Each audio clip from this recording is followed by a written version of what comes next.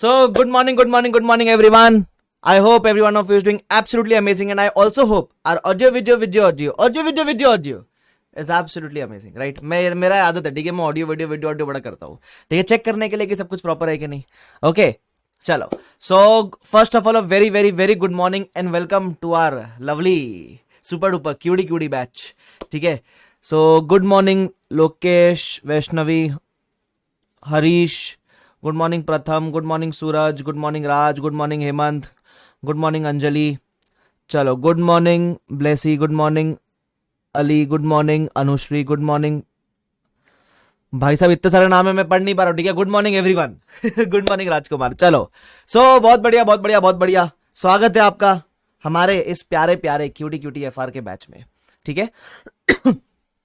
तुमको पता है ना एफआर पढ़ने आए? हाँ सर पता है. ठीक है, तो अपन शुरुआत करें क्या? सब कुछ प्रॉपर है तो, without wasting any time. Yes, हाँ चलो, बहुत ही बढ़िया. हेलो चेतन. अरे चेतन अपने बैच में. चेतन की एक स्टोरी है, तुमको चेतन की स्टोरी बताऊंगा. नॉट दिस चेतन बट एक चेतन है, उसकी स्टोरी बहुत बढ़िया है, बताऊंगा. चलो चलो ठीक है.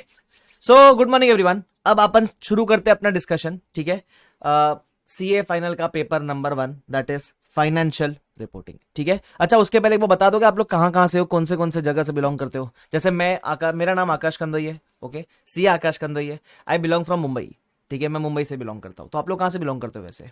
ठीक है, जाना जरूरी है, मालूम तो पड़े कौन से भिन्न भिन्न विभाग की जगह से लोग आए हैं. हाँ चलो, तो मैं मुंबई से हूँ भाई. ठीक है, 59 इस साइड है अंधेरी के. इसका मतलब क्या होता है?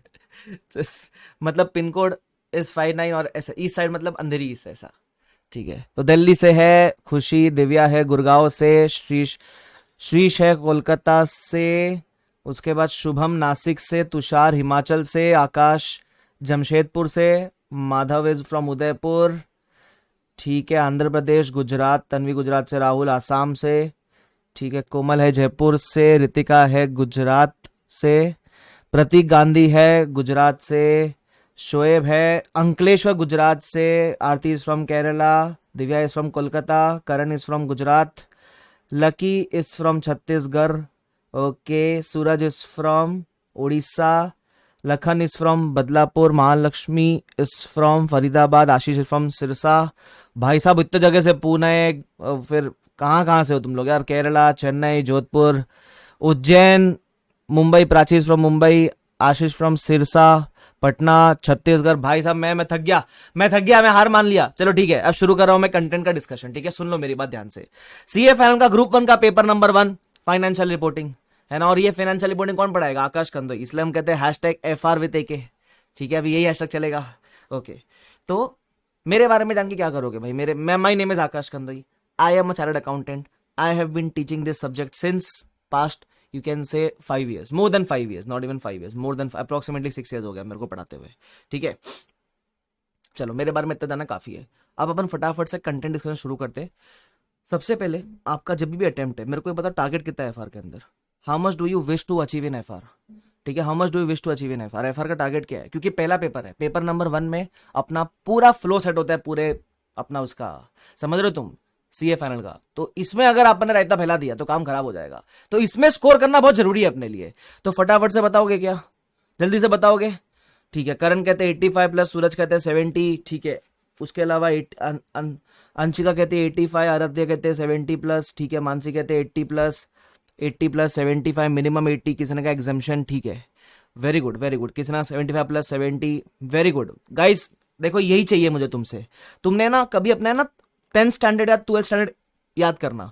हम कभी भी जब एम करते थे ना, सपोज हमने 90% एम किया, तो हम उसके इर्द गिर्द ही होते थे. कभी 80s में होते थे, कभी 85 में होते थे, कभी शायद एकदम वर्स्ट के 79 80 में होते थे ऐसा. लेकिन अगर तुम सपोज एम ही 50 का करोगे, एम ही 40 का करोगे, काम यहां खराब हो जाता है. तो तुमको फिर नहीं आएगा. तो कभी भी एम करोगे तो 65, 60, 75, 80 उसके एकदम ऊपर करना. मतलब मैं तो बोलूंगा यार, इस बैच से तुम्हारा एक्सपेक्टेशन मिनिमम 80 प्लस तो होनी चाहिए. अरे जब तुम खुद 80 प्लस उम्मीद रखोगे, तुम पढ़ाई उस तरीके से करोगे, तुम्हारा प्रिपरेशन उस तरीके से चलेगा, तुम्हारा माइंडसेट वैसा बिल्ड होएगा. और गिर के भी कहां गिरेंगे यार? अगर डिफिकल्ट पेपर भी आ गया तो 70s में तो गिरेंगे, और पेपर अगर भूल से भी अपने रडार में आ गया तो भाई फिर तो खत्म कर देंगे अपन, तुम समझ रहे हो। तो your target should be somewhere above 80 plus, मेरे को ऐसा लगता है। तुम कोई भी बैच देखो, तुम मेरा रेगुलर देखो, तुम मेरा एग्जाम ओरिएंटेड देखो, फास्ट ट्रैक जो देखना देखो भाई, your target should be bare minimum 80 plus, simple. तुमको समझा मैंने क्या बोला? Yes. So you should am somewhere between 80 plus. Okay great, है ना। 70s 80s ठीक है, बट 80 प्लस रखो, माइंड में तो रखो इधर, माइंड में तो रखो इधर, है ना। चलो great, clear, let's proceed now. Something regarding books and notes preparation, please listen to me carefully. Hard copy जिनको मिल गई है वेरी गुड, जिनको नहीं मिली है मैंने पहले 2 दिन के जो नोट्स है वो आपको गूगल ड्राइव पे डाल रखे, वहां से आप देख सकते हो, ठीक है। आपको मिल जाएगी हार्ड कॉपी, 4 किताबें, और रेगुलर और एग्जाम ओरिएंटेड दोनों के अंदर मैं सेम किताबें यूज करता हूँ, ठीक है, ध्यान रखना। Notes preparation, what is the meaning of this, है ना। Now this batch being a exam oriented fast track batch, ध्यान रखना, इसके अंदर हम क्या नोट्स बनाते हैं क्या sir? The answer is yes, मैं क्लास में लिखाता हूँ। मैं वो भेदभाव नहीं करता कि वो फास्ट ट्रैक बैच है तो मैं लिखाऊंगा नहीं, नहीं भाई मैं लिखाता हूँ क्लास के अंदर। लेकिन दिक्कत ये कि है ना, मेरी जो राइटिंग स्पीड है वो थोड़ी क्विक होगी, ठीक है। तो अगर आप मेरे स्पीड से मैच कर पाओगे तो राइट विथ मी, लेकिन कभी कभी किसी बच्चे को लगता है नहीं सर मैं आपको सुनूंगा, मैं बाद में लिखूंगा, तो डोंट वरी, मैं बोर्ड नोट्स अपलोड करूंगा, but you have to maintain the notes.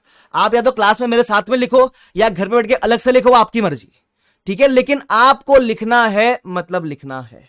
You have to write it, बराबर। तो you have to prepare notes, ठीक है। तो आप एक नोटबुक मेंटेन करना, सिंगल नोटबुक मेंटेन करोगे, ठीक है, उसमें जो भी मैं लिखाऊंगा वो आपको लिखना है, that's it, you have no other option. तुमको समझा मैंने क्या बोला? यस सर, ठीक है। तो you have to maintain a notebook, क्योंकि देखो गाइस, आप समझते हो ना शायद हम फास्ट ट्रैक बैच में, तो मैं ऐसे लिख के आपको 5 मिनट दो लिखने को, वो मैं नहीं कर पाऊंगा, राइट। बट यस, साथ साथ में आप लिख सकते हो तो लिखो मेरे साथ। अगर आपको लगता है नहीं सर मेरे को, अगर मैं साथ में लिख रहा हूं तो मेरे को समझ नहीं रहा, तो कोई बात नहीं, आप होल्ड कर लो, सुन लो, जितना लिख पा रहे हो लिखो, बाकी जगह स्पेस छोड़ते हुए चलना। फिर जब मैं बोर्ड नोट्स अपलोड करूंगा आपको गूगल ड्राइव के ऊपर, तो वहां से आप उसको फिल इन द ब्लैंक्स से कॉपी कर सकते हो। क्लियर? यस यस, मोहम्मद कहते हैं यस सर, मैं तो लिखूंगा, यस सर, वेरी गुड। चलो let's proceed. Okay sir, what is going to be our approach? हम सब कुछ पहले पढ़ेंगे कंसेप्चुअली, हम कंसेप्ट पहले पढ़ेंगे, सब कुछ लॉजिकली समझने का कोशिश करेंगे, उसके बाद हम उसको उस पर क्वेश्चन सॉल्व करेंगे। सर फास्ट ट्रैक है तो क्वेश्चन सॉल्व करोगे? भाई मैं क्वेश्चन सब में करवाता हूं, ठीक है। तो जितना भी रेलिवेंट क्वेश्चन है वो सब मैं आपको कवर करूंगा, आपको टेंशन लेने का जरूरत नहीं है। तो कंसेप्चुअली चीजों को समझेंगे, फिर हम क्वेश्चन सॉल्व करेंगे, ठीक है। उसके बाद सर याद कैसे रहेगा हमको? तो रिटेंशन के लिए बेस्ट चीज पता है क्या है? हम क्या करेंगे, हम रिवीजन करेंगे। सर रिवीजन को घर पे करना है क्लास में करवाओगे? मैं क्लास में भी करवाऊंगा आपको 1 से 2 बार, मल्टीपल टाइम्स क्लास में करवाऊंगा। उसके बाद जब लेक्चर एंड होगा तो लेक्चर के एंड में भी करवाऊंगा, बराबर। और उसके बाद घर पे जब आप अकेले बैठोगे आपको भी सेल्फ रिवाइज करना है। तो रिटेंशन के लिए हमको रिवीजन करना होता है। और डोंट वरी, आपको सेपरेट रिवीजन वीडियोस भी मिलेंगे चैप्टर वाइज, जिससे आप बार बार उसको रिवाइज कर पाओगे। बट वो तो बात की बात है, इनिशियली जब हम पढ़ेंगे, क्वेश्चन सॉल्व करेंगे, उसके बाद हमको क्लास में भी रिवाइज करना है, आपको घर पे अकेले बैठ के भी रिवाइज करना है।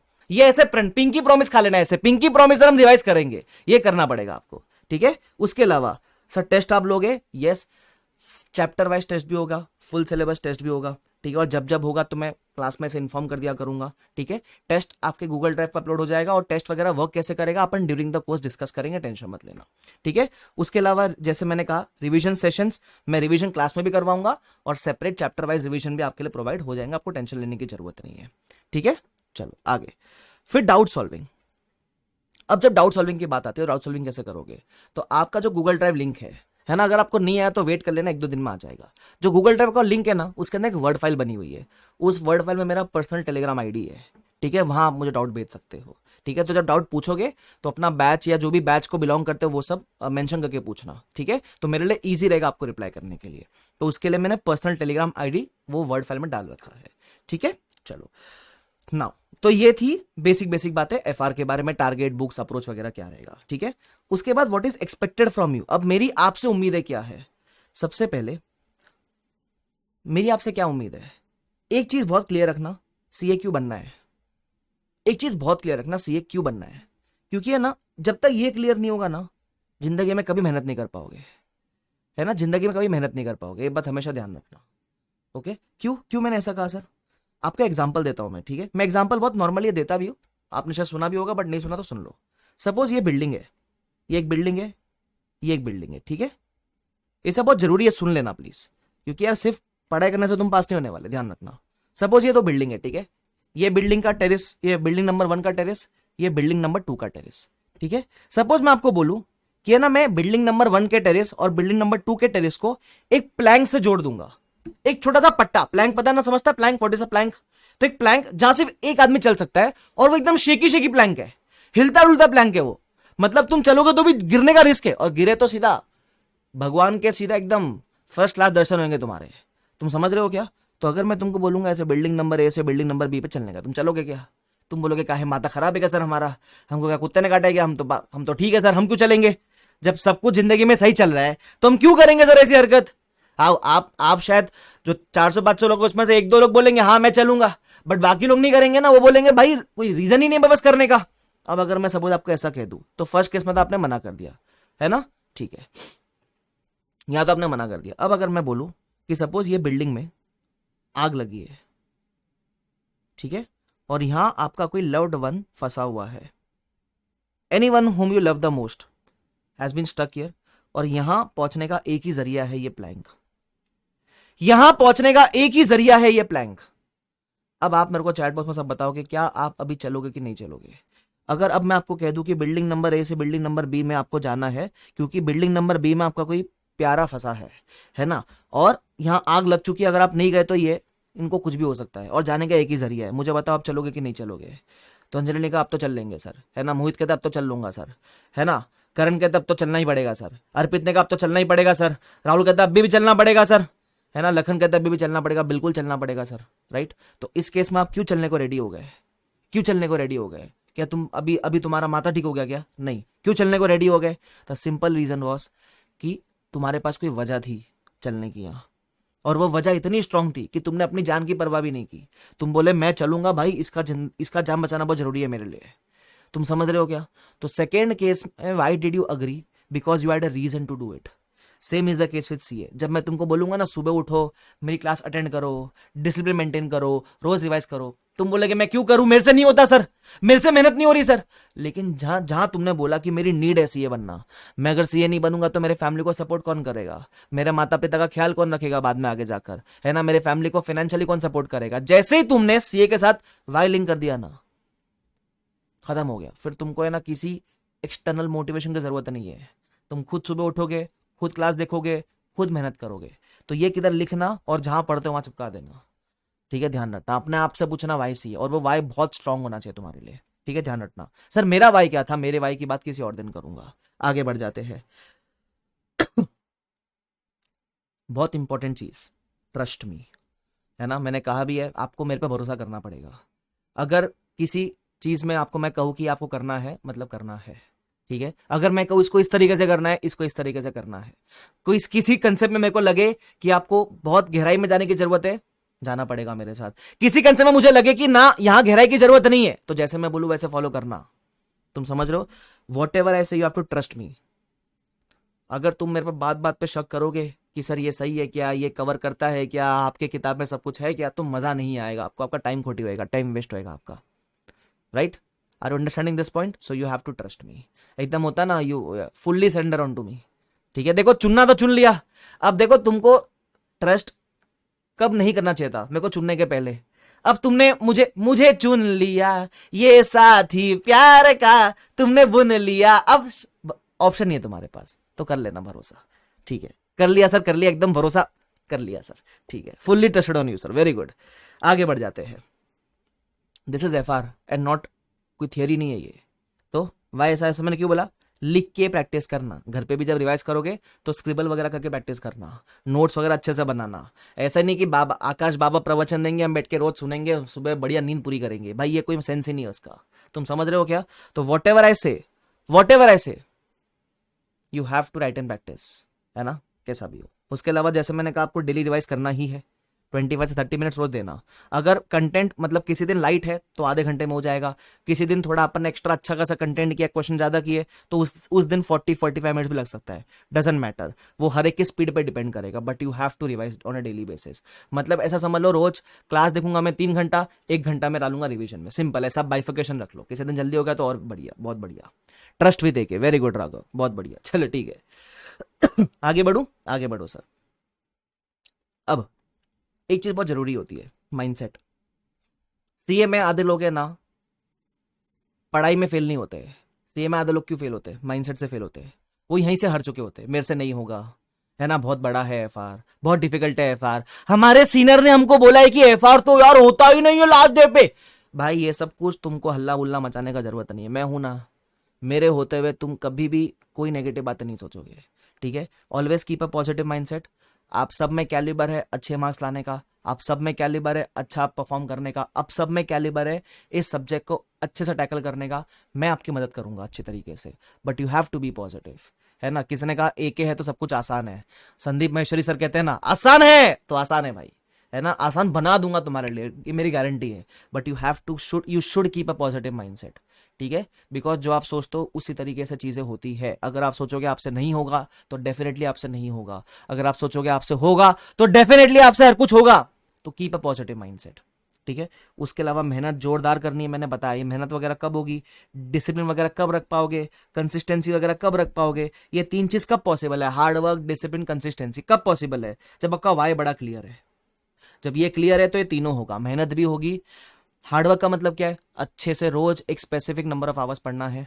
डिसिप्लिन का मतलब क्या है, कंसिस्टेंसी से पढ़ना है, मतलब 7 से 10 मतलब 7 से 10 ऐसा, ठीक है। कंसिस्टेंसी मतलब डेली वो चीज अचीव करनी है आपको, ठीक है। कंसिस्टेंसी क्या करना है, डेली लेक्चर्स अटेंड करना है। आप लाइव देख रहे हो, लाइव डेली आना है। रिकॉर्डेड मोड लिया है, रिकॉर्डेड डेली देखना है। ये नहीं कि रिकॉर्डेड लेक्चर ले लिए अब देख ही नहीं रहे, वो नहीं करना है आपको, ठीक है। और उसके अलावा आपको डेली रिवाइज भी करना है, जैसा आपको मैंने बताया।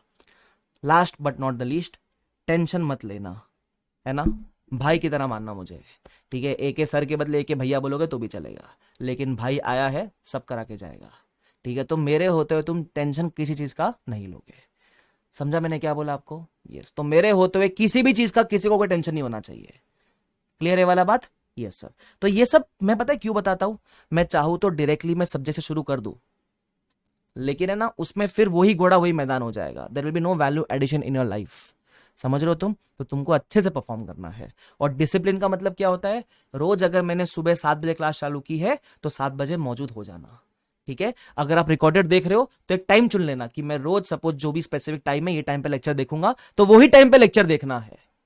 100 में से 15 लोग पास होते हैं बच्चा लोग, तो 15 कौन होंगे जो ये सब अच्छे से परफॉर्म करेंगे, तुम समझ रहे हो, यस। चलो ठीक है, इसी बात पे मेरे ख्याल से अब आप लोग एकदम जोश से भर चुके हो, यस सर, जोश भर चुका है सर हमारे अंदर। अब इसी जोश के साथ मैं क्या कह रहा हूं, शुरू करते हैं एफआर के बारे में डिस्कशन।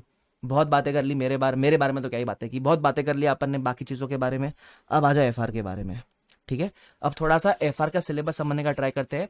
पहला दूसरा दिन घाई मत करना, आराम से जाएंगे बराबर, जैसे जैसे अपना फ्लो बनेगा वैसे वैसे अपन स्पीड पकड़ लेंगे बराबर। बट अभी इनिशियली आराम से ठंडा रह के, टेंशन वेंशन लेना मत, ठीक है। चलो अच्छा, और सुबह है ना जब लेक्चर देखोगे ना तो नहा धो के बैठना, है ना। अगर ठंडी ज्यादा है तो मुंह धो के बैठना, लेकिन फ्रेश होके बैठना, ये नहीं कि ऐसे सर कहाँ पहुंच गए आप तो ये सब मत करना, ठीक है। Good to go, yes. एक बार फटाफट से सब लोग बोलो, यहां तक समझागा तुम लोग को, यस और नो। अरे यस और नो, अरे यस और नो, अरे dashing to the snow with 1111 way. अरे मेरा ऐसा निकल जाता है यस और नो पूछते पूछते मैं डैशिंग टू द स्नो गा देता हूं। बचपन में सुनता था ना, dashing to the snow with 1111 way, over the hill we go, laughing all the way, 1111 way, नहीं ठीक, anyways yes. Yes Divya, okay Rajkumar, okay Dimple, okay Anshika, okay Rahul, Mansi, Karan, Nikita, very good very good. चलो तो कुछ दिनों में मुझे तुम्हारा नाम भी याद हो जाएंगे, बहुत बढ़िया, ठीक है। चलो clear, let's proceed now this subject of financial reporting, okay. Let's discuss about the syllabus. 100 mark का पेपर है, तुम्हारे पेपर में एमसीक्यू भी आएगा, उसका टेंशन वेंशन मत लेना, वो सब मैं करवा दूंगा, ठीक है। अब आपके सिलेबस में टोटल क्या क्या है, वैसे चैप्टर वाइज क्या है, देर आर अप्रोक्सीमेटली 35 इंडेसेस, 35 इंडेस, कुछ छोटे कुछ बड़े, और एक टॉपिक है मिसलेनियस, ठीक है। ये आपका सिलेबस है, 35 इंडेस एंड 4 मिसलेनियस टॉपिक्स। अब पेपर तो 100 मार्क का आएगा, तो उन लोग सारे टॉपिक तो टेस्ट नहीं कर पाएंगे ना आपके पेपर में, तो कैसे टेस्ट करेंगे। तो इस पूरे डिस्कशन को मैं 2 पार्ट में बांट देता हूं, 2 पार्ट में, एक बिग प्रैक्टिकल इंडेस और एक स्मॉल इंडेस, ठीक है। बिग प्रैक्टिकल इंडेस में आते हैं टोटल करीबन 12 इंडेस। एक्चुअली प्रैक्टिकल मतलब क्या, जहां सम ज्यादा होते हैं, जहां बड़े बड़े इंडेस है बहुत सारे, ठीक है, उसमें आते करीबन 12 इंडेस। इसका वेटेज होता है 50 मार्क, मतलब अगर सपोज 100 मार्क का भी नहीं, एक्चुअली पेपर भी आपका ऑप्शन मिला के 120 मार्क तक जाएगा, 115 120 मार्क तक जाएगा न्यू सिलेबस के अंदर, है ना। तो वो सब मिला के जितना भी सपोज 120 मार्क का पेपर है, तो आउट ऑफ दैट 50% वेटेज ये 12 टॉपिक से रहेगा और बाकी 50% वेटेज ये रिमेनिंग टॉपिक से होगा।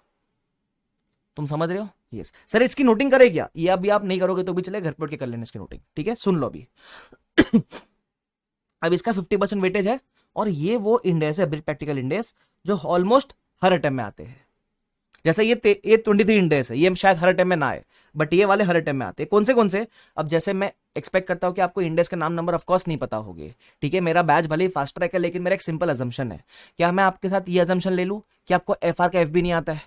क्योंकि अगर मैं अजम्पशन लूंगा ना आपको बहुत कुछ आता है, तब तो मेरी बैच बहुत जल्दी कंप्लीट हो जाएगी। फिर इसमें लेकिन मजा नहीं आएगा ना। अगर आपको थोड़ा भी आता होता तो आप इस बैच में क्यों होते? तो मेरा अजम्पशन है कि आपको कुछ नहीं आता है। जब आपको कुछ नहीं आता है तो मैं मानता हूं आपको नाम नंबर कुछ नहीं पता है, बट फिर भी मैंने लिख के रखा है। ये आपको कब काम आएगा? जब आप एफआर एक बार पूरा पढ़ के रिविजिट करोगे तब काम आएगा।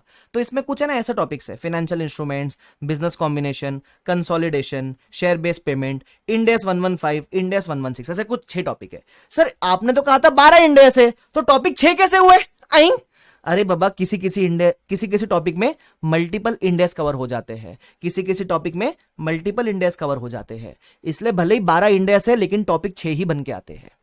तो ये 6 टॉपिक नॉर्मली हर अटेम्प्ट में आते हैं, है ना? नॉर्मली हर अटेम्प्ट में आते हैं, ठीक है? वो अभी 6 टॉपिक के नाम याद मत करना, ग्रेजुअली वो याद हो जाएगा, ठीक है? हाँ, इसमें से ऐसा पॉसिबल है कभी कभी शायद लीजेस नहीं पूछा, कभी कभी ये नहीं पूछा, बट मोटा मोटी आ जाते हर अटेम्प्ट में, ठीक है? सर तो यही कर ले क्या सिर्फ?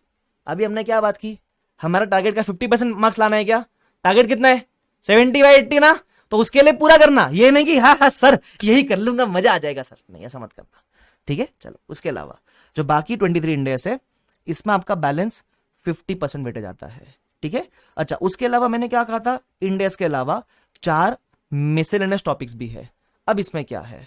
इसमें एक तो है आपका analysis of financial statements. What is the meaning of analysis of financial statements? इसमें मिक्स ऑफ ऑल इंडेक्स है, जब आप सारे इंडेक्स पढ़ लोगे तब आप ये टॉपिक कर पाओगे।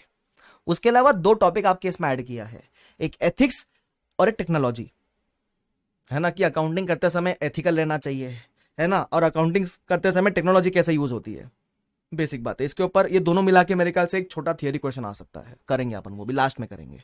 उसके अलावा 3 इंडेक्स के ऊपर डिफरेंस पढ़ना है बिटवीन एएस एंड इंडेक्स। कितने इंडेक्स पे? सिर्फ 3 इंडेक्स पे, सारे इंडेक्स पे नहीं, सिर्फ 3 इंडेक्स पे, है ना? वो 3 इंडेक्स कौन से बता दूंगा। एक तो ये 2 इंडेक्स, एक 115, एक 116 और एक है इंडेक्स 12, ठीक है? ये 3 इंडेक्स पे आपको पढ़ना है difference between as and index, ठीक है? तो ये होते हैं मिसलेनियस टॉपिक्स। सर इसका वेटेज कितना है? ऐसा मान लो इसका वेटेज यहां कवर हो जाएगा तुम्हारे लिए, ऐसा मतलब वो डिफरेंस जो भी है, डिफरेंस बिटवीन इंडेक्स वो रिस्पेक्टिव इंडेक्स के वेटेज में चला जाएगा जो भी है। तो ये आपका मोटा मोटी वेटेज है, जहां इंडेक्स है और छोटे छोटे टॉपिक है, 3-4 एक, ठीक है? चलो, ऐसा बोलते हैं एफआर का syllabus is one of the biggest syllabus in your CA final, ठीक है? मतलब वन ऑफ द बिगेस्ट भी नहीं, जितने भी सब्जेक्ट है उसमें सबसे बड़ा सिलेबस एफआर का है, बट मैं छोटा कर दूंगा, आपको टेंशन लेने का जरूरत नहीं है। आपने अगर पहली बार में अच्छे से टाइम इन्वेस्ट किया है, मैं पूरे सिलेबस को लास्ट में जाके 20 से 25 आवर्स में रिवाइज करवाता हूँ, है ना? भरोसा नहीं है तो मेरे चैनल पे जाओ, सर्च करो एफआर मैराथन। उस 2 दिन के मैराथन में 2 दिन का लेता हूँ मैराथन हमेशा एग्जाम के पहले, और उसमें पूरा सिलेबस में रिवाइज करवाता हूँ विद इन 20-25 आवर्स। तुम समझ रहे हो? तो बट वो 20-25 आवर्स में रिवाइज हो सके उसके लिए इस समय बैच में अच्छे से मेहनत करनी पड़ेगी, तब जाके वो अपन वो लेवल पहुंचते हैं कि अपन उसको इतने कम टाइम में रिवाइज कर सके with questions of course. Clear? Yes sir. चलो, तो ये अपना सब्जेक्ट का डिस्कशन हो गया। अब आज हम क्या करेंगे सर? आज आप क्या कराओगे सर? आज मैं आपको कराऊंगा एक बढ़िया टॉपिक, ठीक है? Introduction to index and schedule 3, okay? Introduction to index and schedule 3 division 2, ये टॉपिक अपन करेंगे। इसको मैं प्यार से रोड मैप भी कहता हूं। रोड मैप मतलब अबे इंडेक्स कब से आया, इंडेक्स कब से एप्लीकेबल हुआ, इसके बारे में हम पढ़ते हैं इसके अंदर। सर ये सब कौन पढ़ाता है सर?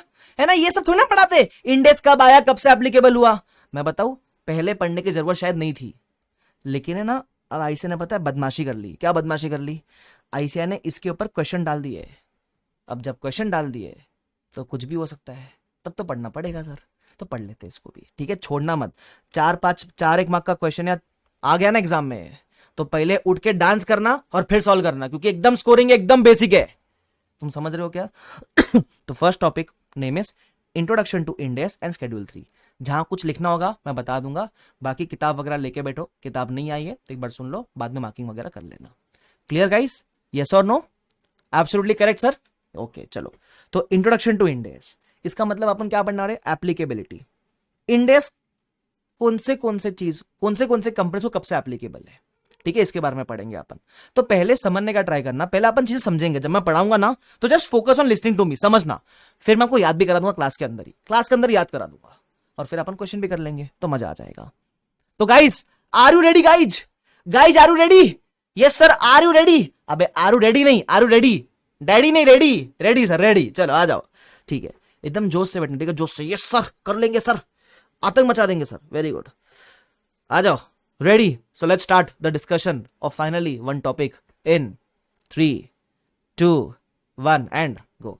सबसे पहला नाम है इंट्रोडक्शन टू इंड एस। तो इसमें अपन क्या पढ़ने वाले, applicability and implementation of Ind S. इस डिस्कशन को अपन है ना 4 कैटेगरीज में डिवाइड कर देंगे।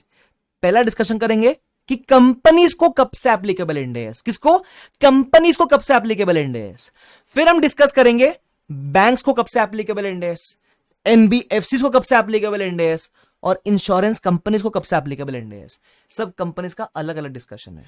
नॉर्मल कंपनीज को कब से एप्लीकेबल है, बैंक्स को कब से एप्लीकेबल है, एनबीएफसी को कब से एप्लीकेबल है, और इंश्योरेंस कंपनी को कब से एप्लीकेबल है, ठीक है। ये सब हम डिस्कशन करने वाले हैं। तो पहले मैं किसकी बात कर रहा हूं, पहले मैं सिर्फ और सिर्फ कंपनीज की बात कर रहा हूं। किसकी, सिर्फ और सिर्फ कंपनीज की, companies which are other than banks, NBFC, insurance companies, ठीक है। तो इनको इंडेस कब से एप्लीकेबल हुआ, तो सबसे पहला बोलता है वॉलंटरी बेसिस। तुमको समझता है what is the meaning of voluntary basis? Voluntary basis मतलब तुम्हारी मर्जी है, तुम चाहो तो तुम इस दिन से फॉलो कर सकते हो, तुमको इंडेस एप्लीकेबल नहीं है, बट अगर तुम नॉर्मल कंपनी हो तुम वॉलंटरीली बोल सकते हो हाँ मुझको बहुत अच्छे से आता है, मैं आज से ही फॉलो करूंगा। तो वो वॉलंटरी बेसिस कब से अप्लाई हो रहा था? It was applicable from 1 April 2015, voluntary basis, ठीक है। तो जब तभी नया नया इंडेस आया था, तो है ना काफी कंपनी इतनी फुल प्रूफ रेडी नहीं थी, तो बोला कि आपको वॉलंटरी अडॉप्ट करना तो आप कर लो 1 अप्रैल 15 से। 1 अप्रैल 15 से अडॉप्ट करने का मतलब क्या है, आपका करंट फाइनेंशियल ईयर कौन सा होगा जब आप अप्लाई कर रहे हो, इट विल बी 15-16। तो this will be your first financial year जहां से आप अप्लाई कर रहे हो इंडेस, ठीक है। चलो उसके अलावा फिर आता है मैंडेटरी बेसिस। अब याद हो जाएगा, सिर्फ एक बार पढ़ लेना मेरे साथ, फिर आपको ऑटोमेटिक याद हो जाएगा। मैंडेटरी बेसिस कब से एप्लीकेबल हुआ? तो मैंडेटरी बेस में 2 फेज था। अच्छा एक और चीज बता दूं मैं आगे बढ़ने के पहले, इंडेस वंस एप्लीकेबल ऑलवेज एप्लीकेबल। इसका मतलब अगर आपने एक बार वॉलंटरी अडॉप्ट कर लिया बाय चांस, तो मुकर नहीं सकते फिर। ये नहीं कि अरे मैंने फॉलो करके देखा बड़ा डिफिकल्ट है अब मैं नहीं कर सकता, नहीं, ये सीए की तरह है, घुस गया ना अब बाहर नहीं आ सकता भाई साहब। सीपीटी दे के बोले यार सीपीटी एमसीक्यू केबीसी खेलेंगे, घुस गए अब बाहर नहीं आ सकते। तो इंडेस वंस एप्लीकेबल ऑलवेज एप्लीकेबल, है ना। तो अगर आप यहां आ गए तो फिर मैंडेटरी चेक करने का जरूरत नहीं है, फिर आपको ऑलवेज एप्लीकेबल हो गया। तो यहां कौन आएगा, जिसने वॉलंटरी अडॉप्ट नहीं किया है, ठीक है। अब इसमें 2 फेज है, फेज 1 फेज 2। फेज 1 कब से एप्लीकेबल है? फ्रॉम 1 अप्रैल 16, मतलब इस केस में फाइनेंशियल ईयर कौन सा होगा आपका, 16-17 होगा आपका फाइनेंशियल ईयर, ठीक है। अब फेज 1 में कौन फॉलो करेगा, वो बोलता है all listed / unlisted companies having net worth of greater than equal to 500 crore. तुमको समझता है सबसे पहले what is the meaning of net worth? Net worth का मतलब आपको अगर पता रहेगा तो आपका जो भी शेयर कैपिटल होता है, प्लस अगर मैं एएस के टर्म में बात करूं तो एएस में वी यूज्ड टू से रिजर्व एंड सरप्लस, है ना। तो इसको बोलते हैं अपन नेटवर्थ, जो आपका शेयर होल्डर्स फंड होता है बेसिकली। तो अगर आपका net worth is greater than equal to 500 crore तो आप फेज 1 में फॉल हो जाओगे। फेज 1 में फॉल हो गए मतलब आपको इंडेक्स अप्लाई करना है फ्रॉम 1 अप्रैल 16। तुम समझे, यहां लिस्टेड / अनलिस्टेड सब कंपनी आ जाती है इधर, क्लियर, ठीक है। अच्छा अब ये फेज 1 का बात हो गया, अब फेज 2 का बात करते हैं। अगर आप बाय चांस वॉलंटरी अडॉप्ट नहीं किए, आप बाय चांस फेज 1 में भी फॉल नहीं किए, तो फिर आप फेज 2 चेक करना। एक बात ध्यान रखना, अगर आप वॉलंटरी या फेज 1 में फॉल कर गए तो फिर फेज 2 मत चेक करना उस कंपनी के लिए। क्यों? इंडेस वंस एप्लीकेबल ऑलवेज एप्लीकेबल। आसान भाषा में कहूं तो आप ऐसा मान लो, अगर सपोज आपकी शादी हो गई, तो शादी होने के बाद क्या आप दोबारा शादी.com पे प्रोफाइल बनाओगे क्या मैरिड होने के लिए? नहीं ना। अरे तुम्हारा शादी हो गया तो तू थोड़ा ना वापस बोलेगा कि दुल्हन मेरे को वापस चाहिए। अरे तुम्हारा हो गया, तुम हटो बाजू। तो फेज 2 में कौन आएगा? फेज 2 ऐसा मान लो, मतलब ऐसे मैरिज पोर्टल पर रजिस्टर कौन करेगा? जिसका शादी होना बाकी है। तुम समझ रहे हो, शादी का लड्डू एक ही बार खाने का, तुम बोलेगे रोज खाने का तो नहीं चलेगा, बस मैं वही कह रहा हूं। तो अगर फेज 2 में कब आने का, जब ना आप इधर फॉल किए ना आप इधर फॉल किए, तब फेज 2 में आना। ठीक है, हाँ आज समझ आया है सर, यही एग्जांपल देते रहना, बढ़िया बढ़िया मजा आ जाएगा सर। हाँ बोलेगा दूसरी चाहिए, अबे तू पहली संभाल ले, ठीक है। टिंडर पे बनाएगा कोई तो बोल रहा है, कोई नहीं तुम ही बोल रहे हो वो, ठीक है, फालतू बातें मत करो इधर, पढ़ाई पे ध्यान दो। हाँ तो फेज 2 में कब फॉल करोगे, सुन लो अभी मेरी बात। तो फेज 2 में कौन फॉल करेगा, सबसे पहले फेज 2 एप्लीकेबल होता है फ्रॉम 1 अप्रैल 17। तो इस केस में फाइनेंशियल ईयर क्या रहेगा आपका 16-17, ठीक है, फाइनेंशियल ईयर आपका होगा 16-17। अब इसमें कौन फॉल करेगा राजा लोग, तो इसमें फॉल करेगा सबसे पहले all listed companies full stop. इसका इंटरप्रिटेशन क्या है, इसका यह मतलब है कि अगर आप लिस्टेड कंपनी हो तो आप नेटवर्क वगैरह मत चेक करना, भी सीधा अप्लाई कर देना। फेज 2 में जब आओगे ना तो लिस्टेड कंपनी फुल स्टॉप का मतलब क्या है, लिस्टेड में क्या मैं दोबारा नेटवर्क चेक करूंगा क्या, अभी नहीं, लिस्टेड हो बात खत्म, अप्लाई कर देना इंडेस। तुम समझ रहे हो क्या, सॉरी मैंने ईयर गलत दिया ना, इट शुड बी 17-18। हाँ अटेंशन है सर, सुबह सुबह घेतली क्या सर, एक साल पहले कर दिया सर, हैप्पी बर्थडे एक साल पहले मना लिया सर आपने, चलो तो it should be 17-18। Yes thank you for acting fine. तो फाइनेंशियल 17-18 में कब आओगे, all listed companies full stop, मतलब लिस्टेड हो तो आई जाना। Second, unlisted companies having net worth of greater than equal to 250 crore.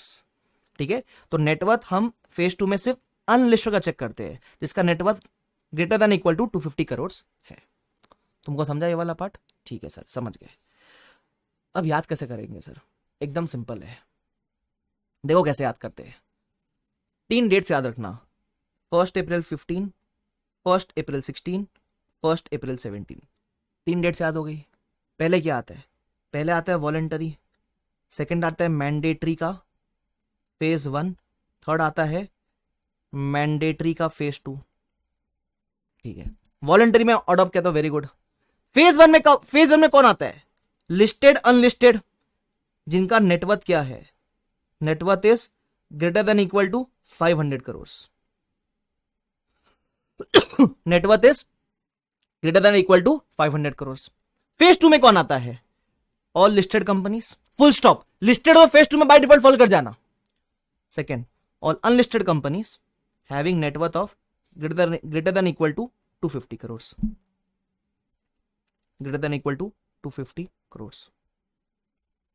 याद हो गया, याद हो गया। और ध्यान रखना अगर आप यहां फॉल कर गए, यहां मीट कर गए तो ये मत चेक करना उनके लिए, अगर आप यहां मीट कर गए तो फिर ये मत चेक करना। क्यों, इंडेस वंस एप्लीकेबल ऑलवेज एप्लीकेबल।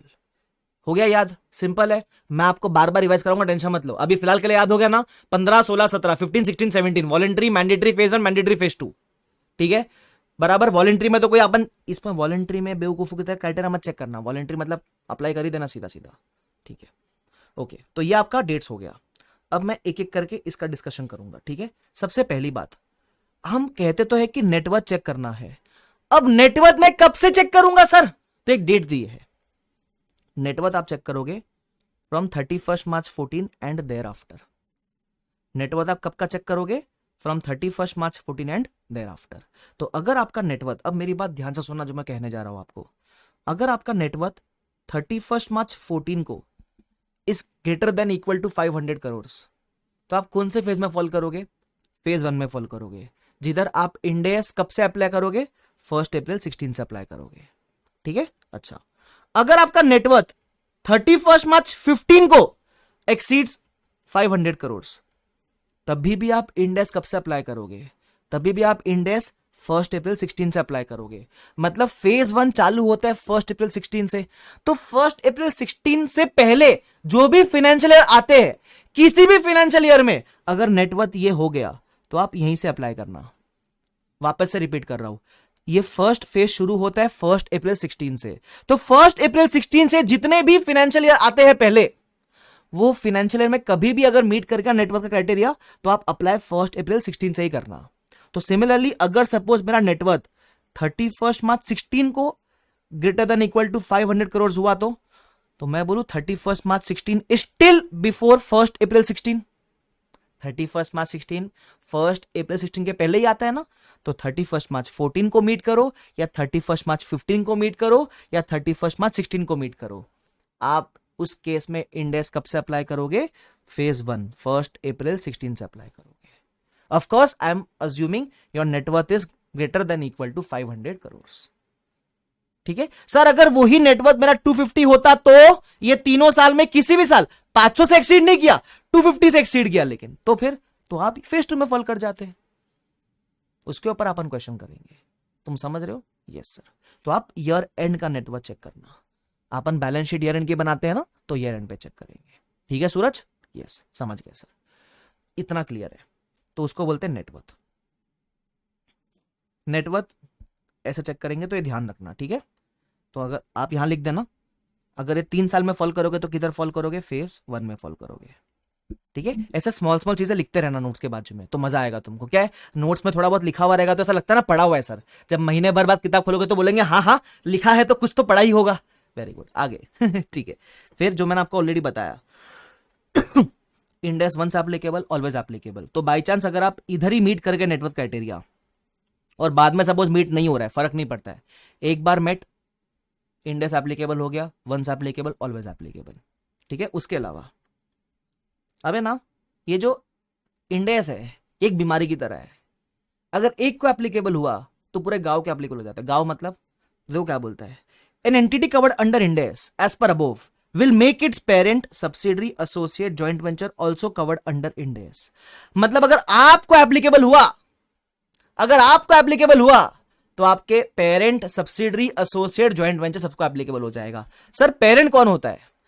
जिस कंपनी का आपके कंपनी में मोर देन 50% स्टेक है उसको पेरेंट बोलते हैं। ये सब बेसिक बेसिक चीज पता है तुम लोग को? व्हाट इज पेरेंट, सब्सिडरी, है ना? सब्सिडरी कौन होता है? अरे सपोज अगर आकाश कंदोई का बीबी वर्चुअल में 75% स्टेक, तो आकाश कंदोई हो गया पेरेंट, बीबी वर्चुअल हुआ सब्सिडरी।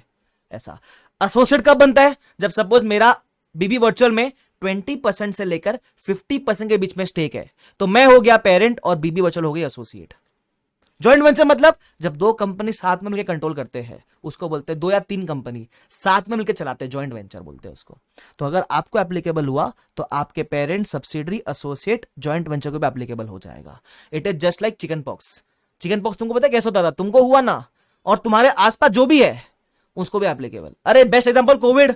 सर ये सब नाम मतलब कोविड वोविड, ठीक है, बड़ी मुश्किल से गई है बीमारी, सॉरी, और मतलब बाबू को बुला लगा चौली, बट स्टिल वो बीमारी ऐसी थी ना, अगर तुम्हारे टच में कोई आया, ज्यादा टची टची हुआ उस समय, तो खत्म, सबको एप्लीकेबल। तो वैसा ही है इंडेक्स लाइक कोविड, सबको एप्लीकेबल खत्म कहानी। तो क्या करे, क्वारंटाइन करेगा सर इसको? अरे कुछ मत करो ये सब। तुमको समझ में आया क्या?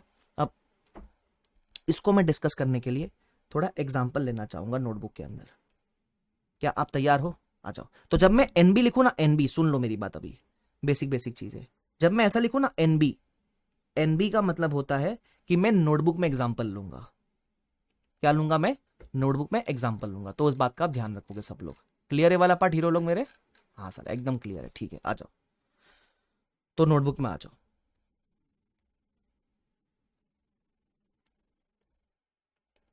हेडिंग दे दो,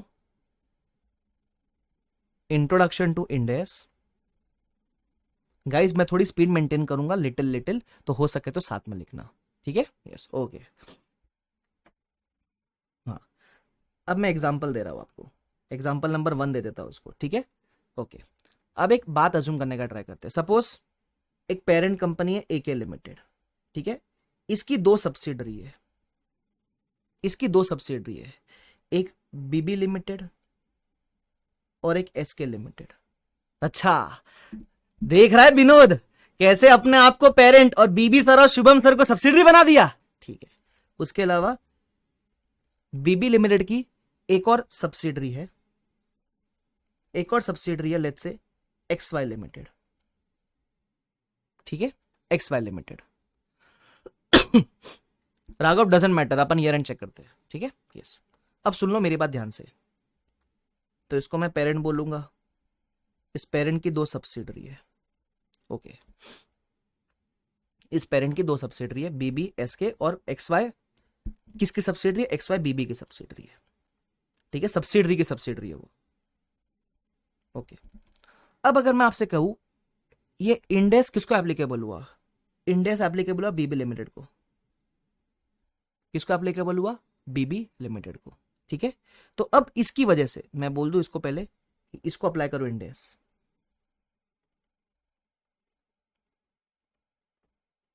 अब अगर बीबी लिमिटेड को इंड एस एप्लीकेबल हुआ तो इसकी वजह से कौन कौन अप्लाई करेगा? तो आप बोलोगे सर इसके जो पेरेंट है वो, इसकी जो सब्सिडरी है वो, इसका कोई एसोसिएट रहेगा वो, इसका कोई जॉइंट वेंचर रहेगा वो, सबको एप्लीकेबल। तो आप बोलोगे सर इन शॉर्ट सबको अप्लाई कर दो ना, सबको अप्लाई कर दो सर। नहीं नहीं, ऐसा मत करना। अब मेरी बात ध्यान से सुनना, सबको अप्लाई मत करना। किसको अप्लाई करेगा पता है? बीबी की वजह से AK को अप्लाई होएगा, है ना, बीबी की वजह से XY को भी अप्लाई होएगा। लेकिन ये जो SK है, SK, इसको पता है क्या बोलते हैं? बीबी और SK का रिश्ता क्या है? ये आपस में होती है फेलो सब्सिडरी। मैं लिख देता हूं, बीबी लिमिटेड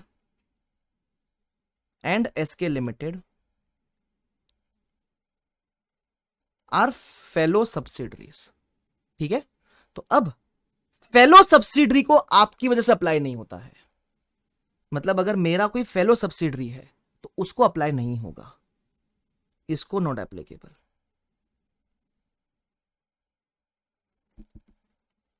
तुम समझे?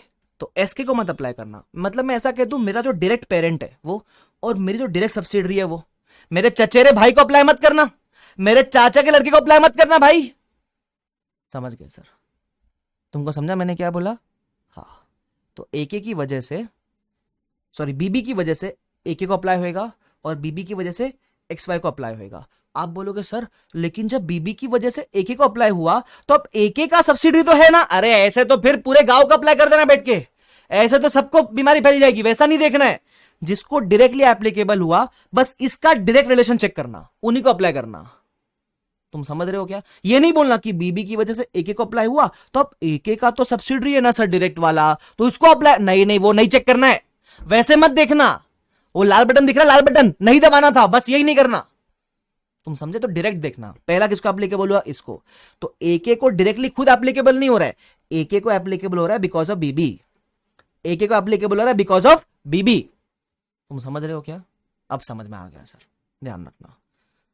चलो मैं आगे बढ़ जाऊं, आगे बढ़ जाता हूं। एक और डिस्कशन करना आपके साथ, एक थोड़ा डिटेल डिस्कशन करूं, एडवांस डिस्कशन आपके साथ।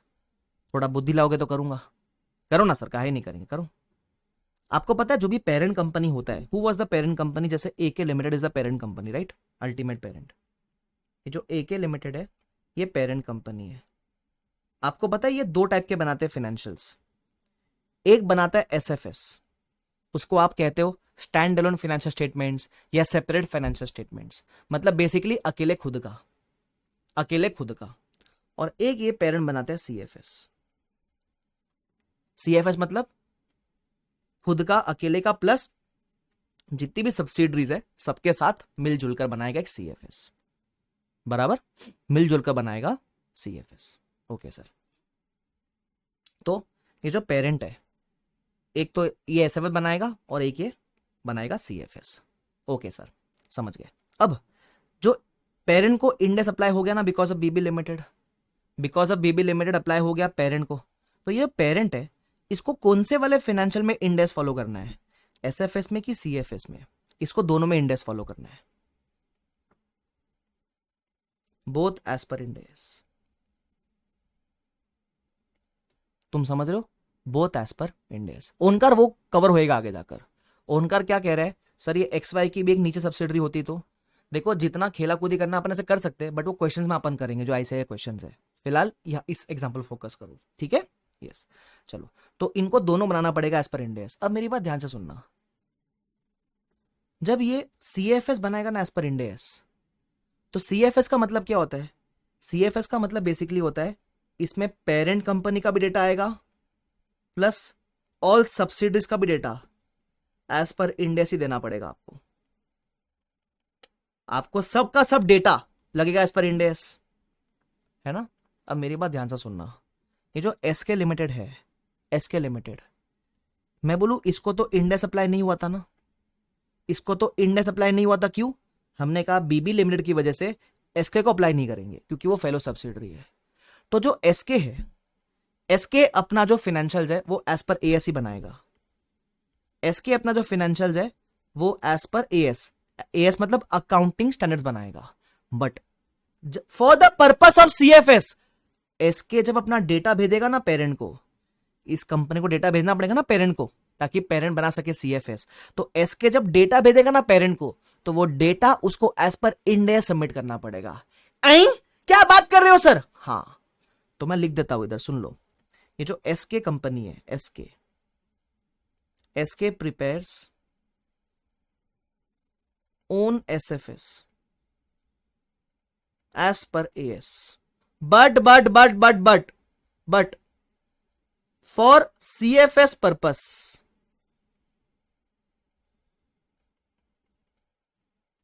it will send data to parent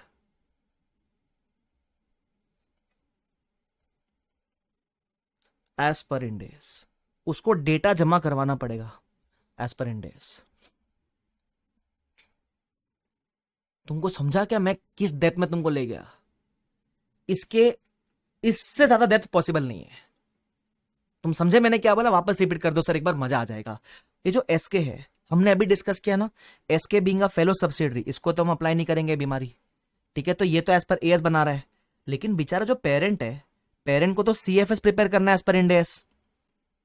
तो जब ये सीएफए बनाएगा ना एज पर इंड एस, तो इसको सबका data as per Ind AS लगेगा। तो ये जो बेचारा एसके है, इसके लिए मेहनत डबल हो गई, क्योंकि ये अपने अकेले के फाइनेंशियल एज पर एएस बना रहा है। लेकिन जब डेटा भेजने की बारी आएगी ना पेरेंट को, तो एज पर इंड एस भी डेटा सबमिट करना पड़ेगा। ठीक है सर, समझ गए? Is this clear to everyone guys? ओ हीरो लोग, ओ मेरे हीरो लोग, तुमको समझ पड़ा? समझ पड़ गया सर। ये ध्यान रखना, एक क्वेश्चन में आएगा तो मैं तब तुमसे वापस पूछूंगा, ठीक है? यस सर पूछेंगे। फटाफट से बोलो यस और नो। समझा कि नहीं समझा? यस और नो बोलो जल्दी जल्दी, यस और नो। देखो तुम पूरा यस नहीं लिखोगे तो भी चलेगा, सिर्फ वाई लिखोगे तो भी चल जाएगा मेरे को, ठीक है? ध्यान रखना। तो अपन ने इस पे डिस्कशन किया। An entity covered under Ind AS as per above will make its parent subsidiary associate joint venture also covered under Ind AS. एक ब्रैकेट में एक वर्ड लिख दो ना, फेलो सब्सिडरी नॉट कवर्ड। मेरे ख्याल से this 2-3 words in itself is sufficient, है ना? Fellow subsidiary is not covered, ठीक है? एक किसी ने समझदारी वाली बात की, मेघा ने समझदारी वाली बात की। बताओ क्या समझदारी वाली बात की? मेघा ने पता है क्या कहा? मेघा ने कहा सर ये एसके एक समझदारी वाला काम कर सकता है, भले ही इसको तो बीबी सर की वजह से एप्लीकेबल नहीं हुआ इंड एस, बट इसको फिर वॉलंटरी अडॉप्ट कर लेना चाहिए ना इंड एस। क्योंकि यार एसके के लिए मेहनत डबल हो रही है। वो पहले बनाएगा एस पर एएस, फिर सीएफएस के लिए भेजेगा एस पर इंड एस, तो चुपचाप वॉलंटरी अडॉप्ट कर ले, कर सकता है वो। बट मैं वॉलंटरी अडॉप्शन की यहां बात नहीं कर रहा हूं, मैं यहां बात कर रहा हूं क्या इसको बाय डिफॉल्ट अप्लाई करना चाहिए क्या? The answer is no. वो तो एसके समझदार रहेगा तो कर देगा वैसा, शुभम के सर समझदार रहेंगे तो कर लेंगे वैसा, ठीक है? बट वो बात की बात है, एनीवेज चलो ठीक है। बट गुड पॉइंट, आगे बढ़ो। मजा आ गया सर, वेरी गुड। आगे बढ़ो ना सर, बढ़ो आगे, काहे नहीं बढ़ते हो, बढ़ो। उसके अलावा सुन लो क्या बोलते हैं। Application of Ind AS is both for standalone as well as consolidated financial statements. यह भी आपने डिस्कस किया कि जो पेरेंट है वो दोनों एसएफएस सीएफएस दोनों बनाएगा एज पर इंड एस, ठीक है? चलो अब ये जो पॉइंट है ये भी अच्छा पॉइंट है। क्या बोलता है?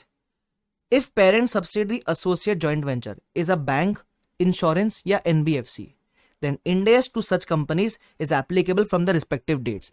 इसका तात्पर्य क्या हुआ? इसका मतलब क्या? What is the meaning of this sir? देखो अपन अभी किसके लिए डिस्कस कर रहे हैं applicability? We are discussing only for companies other than banks, NBFCs, insurance companies. तो अब मान लो इधर मैं लिख देता हूं, चलो ऐसा मान लेते हैं। सपोज ए के पेरेंट है, ठीक है? इसको क्या अप्लाई हो गया? इंड एस अप्लाई हो गया, मान लेते हैं, ठीक है? लेकिन अब इसकी एक सब्सिडरी है, मान लो बीबी लिमिटेड। ये बीबी लिमिटेड एक एनबीएफसी है, बराबर, और ये सब्सिडरी है। तो नॉर्मली हम क्या बोलते हैं? आपको एप्लीकेबल हुआ तो चलो सब्सिडरी को अप्लाई करो। लेकिन अगर आपकी सब्सिडरी बैंक, इंश्योरेंस, एनबीएफसी है, तो बैंक, इंश्योरेंस, एनबीएफसी की अलग से डेट दी गई है। बैंक, इंश्योरेंस, एनबीएफसी की अलग से डेट दी गई है, तो इसके लिए आप रिस्पेक्टिव डेट चेक करना, रिस्पेक्टिव डेट चेक करेंगे। Don't apply Ind AS because of एके।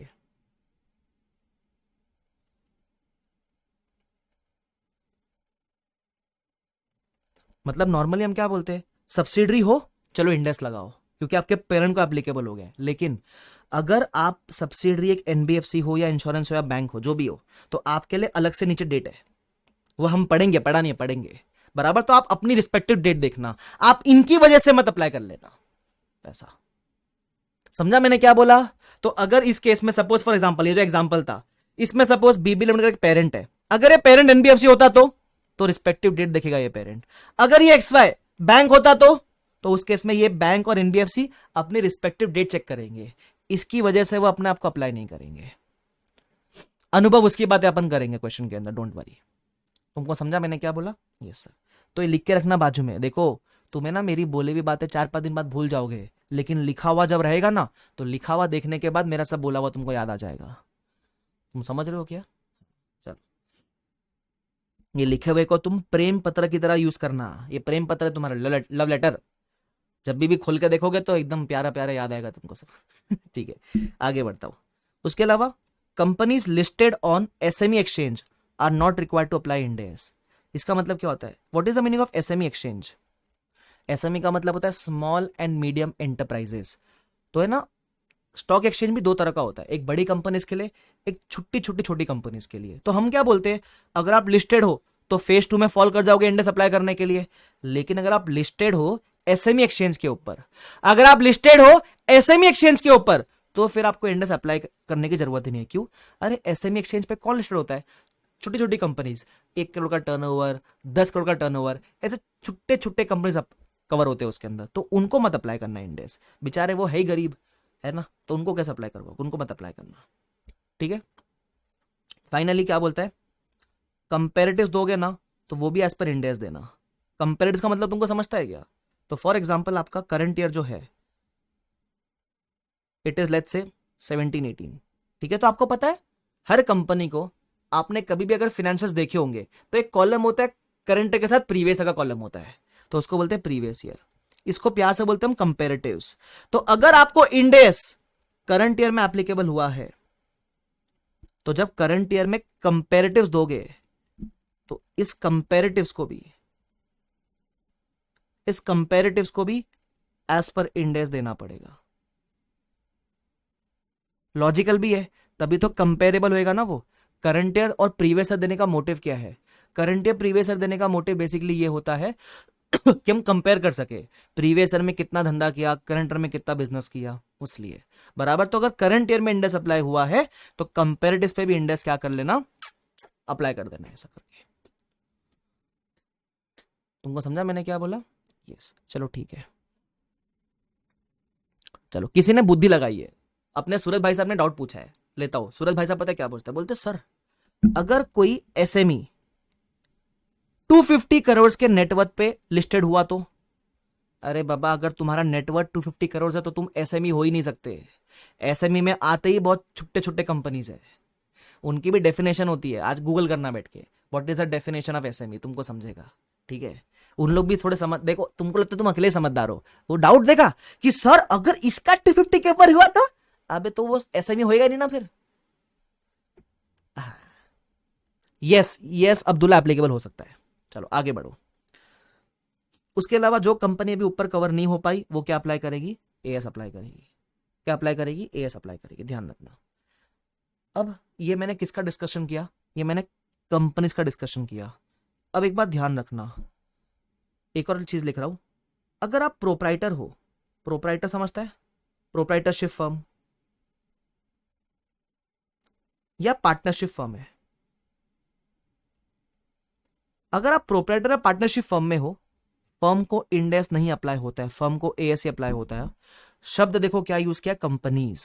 क्या बोलते कंपनी, तो कंपनी बोला है, तो कंपनी में फर्म वगैरह नहीं आता है, तो इसका कितना भी हो टर्नओवर, कितना भी हो कुछ भी, आप एएस अप्लाई करना, ध्यान रखना। सर अगर हम प्राइवेट लिमिटेड कंपनी है तो आप कोई भी कंपनी हो, कंपनी अप्लाई कर सकती है इंडेक्स, फर्म नहीं अप्लाई कर सकता। सर फर्म बोलता है कि मेरे को वॉलंटरी अडॉप्ट करना है, वॉलंटरी। किधर ऐसा बोला कि फर्म कर सकता है वॉलंटरी? नहीं कर सकता, सिर्फ कंपनीज कर सकती है वॉलंटरी, फर्म नहीं कर सकता। तुम समझा मैंने क्या बोला? Yes sir. चलो क्लियर है वाला पार्ट क्या? ठीक है। और टेंशन मत लो, मुझे पता है जब पढ़ते हैं ना अपन, जब मैं पढ़ाता हूं तो बीच बीच में आपको बहुत डाउट्स आ सकते हैं। मैं ऐसा बोलूंगा थोड़ा पेशेंस रखना, जब मैं वो पूरा कंसेप्ट कर लूंगा, जब क्वेश्चंस करा दूंगा, तो ऑटोमेटिक आपके मैक्सिमम डाउट सॉल्व हो जाएंगे। फिर भी रह जाते हैं ना, तो आप मेरे से पूछ सकते हो लेक्चर के एंड पे, या जो भी टेलीग्राम ग्रुप वगैरह वहां पूछ सकते हो। देखो मैं लेक्चर के बीच में ना, जैसे मेरा फ्लो बना हुआ है ना, तो मैं थोड़ा रिफ्रेन करता हूँ कि मैं कुछ क्वेरी लूँ मेरा फ्लो के बीच में, क्योंकि मेरा फ्लो टूट जाएगा फिर। तो या तो मैं पूरा फ्लो खत्म होगा उसके बाद आपके देख लूंगा क्वेरीज, या फिर अपन एक और चीज कर सकते हैं, जब लेक्चर खत्म होगा वहां एंड पे भी आप मेरे से पूछ लेना, अगर अनसॉल्व रहेगी तो टेंशन मत लो। ठीक है, ध्यान रखना। तुमको समझा मैंने क्या बोला? चलो ठीक है, मैं आगे बढ़ सकता हूँ क्या? आगे बढ़ो सर। ठीक है, तो ये मैंने किसके लिए डिस्कस किया? कंपनीज के लिए डिस्कस किया। मैं आपसे कुछ सवाल पूछ लूं? कुछ सवाल पूछूं आपसे मैं? पूछो ना सर। ठीक है सर, किसने एलएलपी पूछा है? अबे एलएलपी हो कोई भी हो, नहीं अप्लाई कर सकता इंडिया से। ठीक है चलो, अब एक सवाल पूछ रहा हूं मैं आपसे। कंपनीज के केस में वॉलंटरी एडॉप्शन की डेट क्या थी? मुझे फटाफट से आंसर करना, मैं 10 सेकंड में आपका ओरल टेस्ट ले रहा हूं। ठीक है, कंपनीज के केस में वॉलंटरी एडॉप्शन की डेट क्या थी? वेरी गुड आंसर, 1 अप्रैल 15 थी। ठीक है, वॉलंटरी एडॉप्शन में कोई नेटवर्क वगैरह चेक करने का जरूरत है नहीं, सिर्फ कंपनी हो गए तो वॉलंटरी अडॉप्ट कर सकते हो। Second, voluntary mandatory phase 1, mandatory phase 2 कैसे याद रखोगे? 15, 16, 17। ठीक है, तो फेज 1 में आता है 1 अप्रैल 16 से, बट फेज 1 में क्राइटेरिया क्या था? फेज 1 में नेटवर्थ क्राइटेरिया क्या था? Very good answer, greater than equal to 500 crore. आप मुझे सिर्फ 500 लिखोगे तो भी मेरे को समझ जाता, बराबर। तो अगर आप लिस्टेड हो या अनलिस्टेड हो, फेज 1 में भेदभाव नहीं है लिस्टेड अनलिस्टेड के बीच में, आप कोई भी कंपनी हो, नेटवर्क चेक करेंगे आपका। अगर 500 या उससे ऊपर है, ग्रेटर देन इक्वल टू 500, तो उस केस में आप फेज 1 में फॉलो कर जाओगे। ठीक है, फेज 2 में कब आओगे? जब या तो आप लिस्टेड हो, फुल स्टॉप, लिस्टेड हो मतलब बाय डिफॉल्ट फेज 2 में है ना। अगर आप लिस्टेड नहीं हो, अनलिस्टेड हो, तो उस केस में नेटवर्क चेक करेंगे। It should be how much? Perfect answer, greater than equal to 250 crore. ठीक है, ओके, तो ये ध्यान देगा आपको इतना।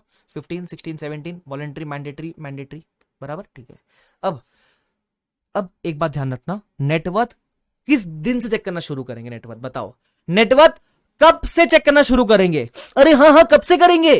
31 मार्च 14 से शुरू करेंगे, उस दिन से शुरू करेंगे।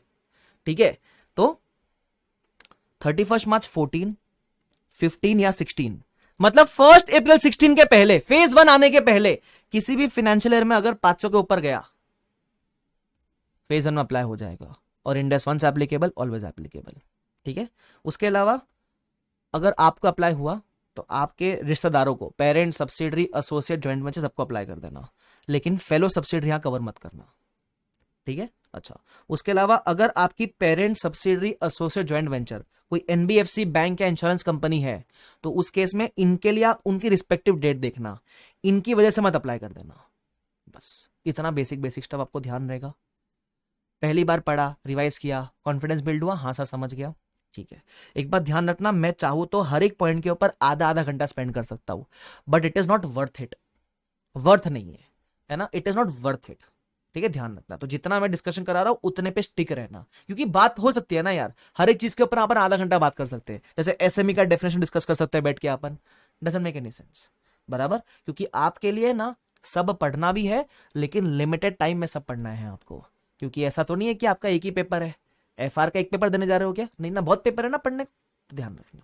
ठीक है, ये सर समझ गए, बहुत ही मजा आ गया सर। क्या मैं आगे बढ़ सकता हूं आपको?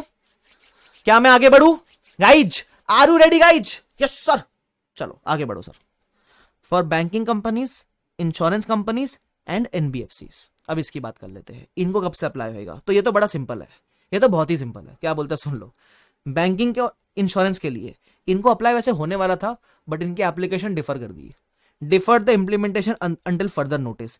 ये पढ़ के सबसे ज्यादा खुशी होती है स्टूडेंट लोग को, अच्छा हुआ सर, मजा आ गया। अच्छा है सर, मतलब बैंकिंग और इंश्योरेंस को अप्लाई होना चाहिए था इंडेक्स, बट वो बोला कि अब हम डिफर कर देते, क्योंकि इतना इजी नहीं इनके लिए अप्लाई कर पाना, तो बोलते हैं डिफर्ड अंटिल फर्दर नोटिस, मतलब इनकी कोई डेट ही नहीं है, खत्म कहानी। अब आता है एनबीएफसी। तो एनबीएफसी में देयर इज नो वॉलंटरी, आप देखोगे तो वॉलंटरी मिसिंग है। ठीक है, एनबीएफसी में सिर्फ और सिर्फ फेज 1 फेज 2 है। ठीक है, एनबीएफसी में क्या है? सिर्फ फेज 1 फेज 2। फेज 1 कब से चालू होता है? Phase 1 starts from 1 April 18 and phase 2 starts from 1 अप्रैल 19। अब एनबीएफसी के लिए क्राइटेरिया क्या है? वो क्राइटेरिया देखो आप, सेम है, listed, unlisted, NBFC having net worth greater than equal to 250 crore, sorry 500 crore. फिर फेज 2 में कौन है? All listed, full stop, unlisted having net worth greater than equal to 250 crore. तो ये पार्ट सेम है, सिर्फ डेट अलग है, फेज 1 फेज 2 की डेट अलग है। अब सर हम डेट कैसे याद करेंगे? एकदम सिंपल है, एकदम सिंपल है। देखो अब समझ तो गया, लेकिन याद भी तुम्हारा भाई करवाएगा। कैसे याद करेंगे? एक ट्रिक है, दे दूं क्या? दे दूं क्या सर? दे दो सर।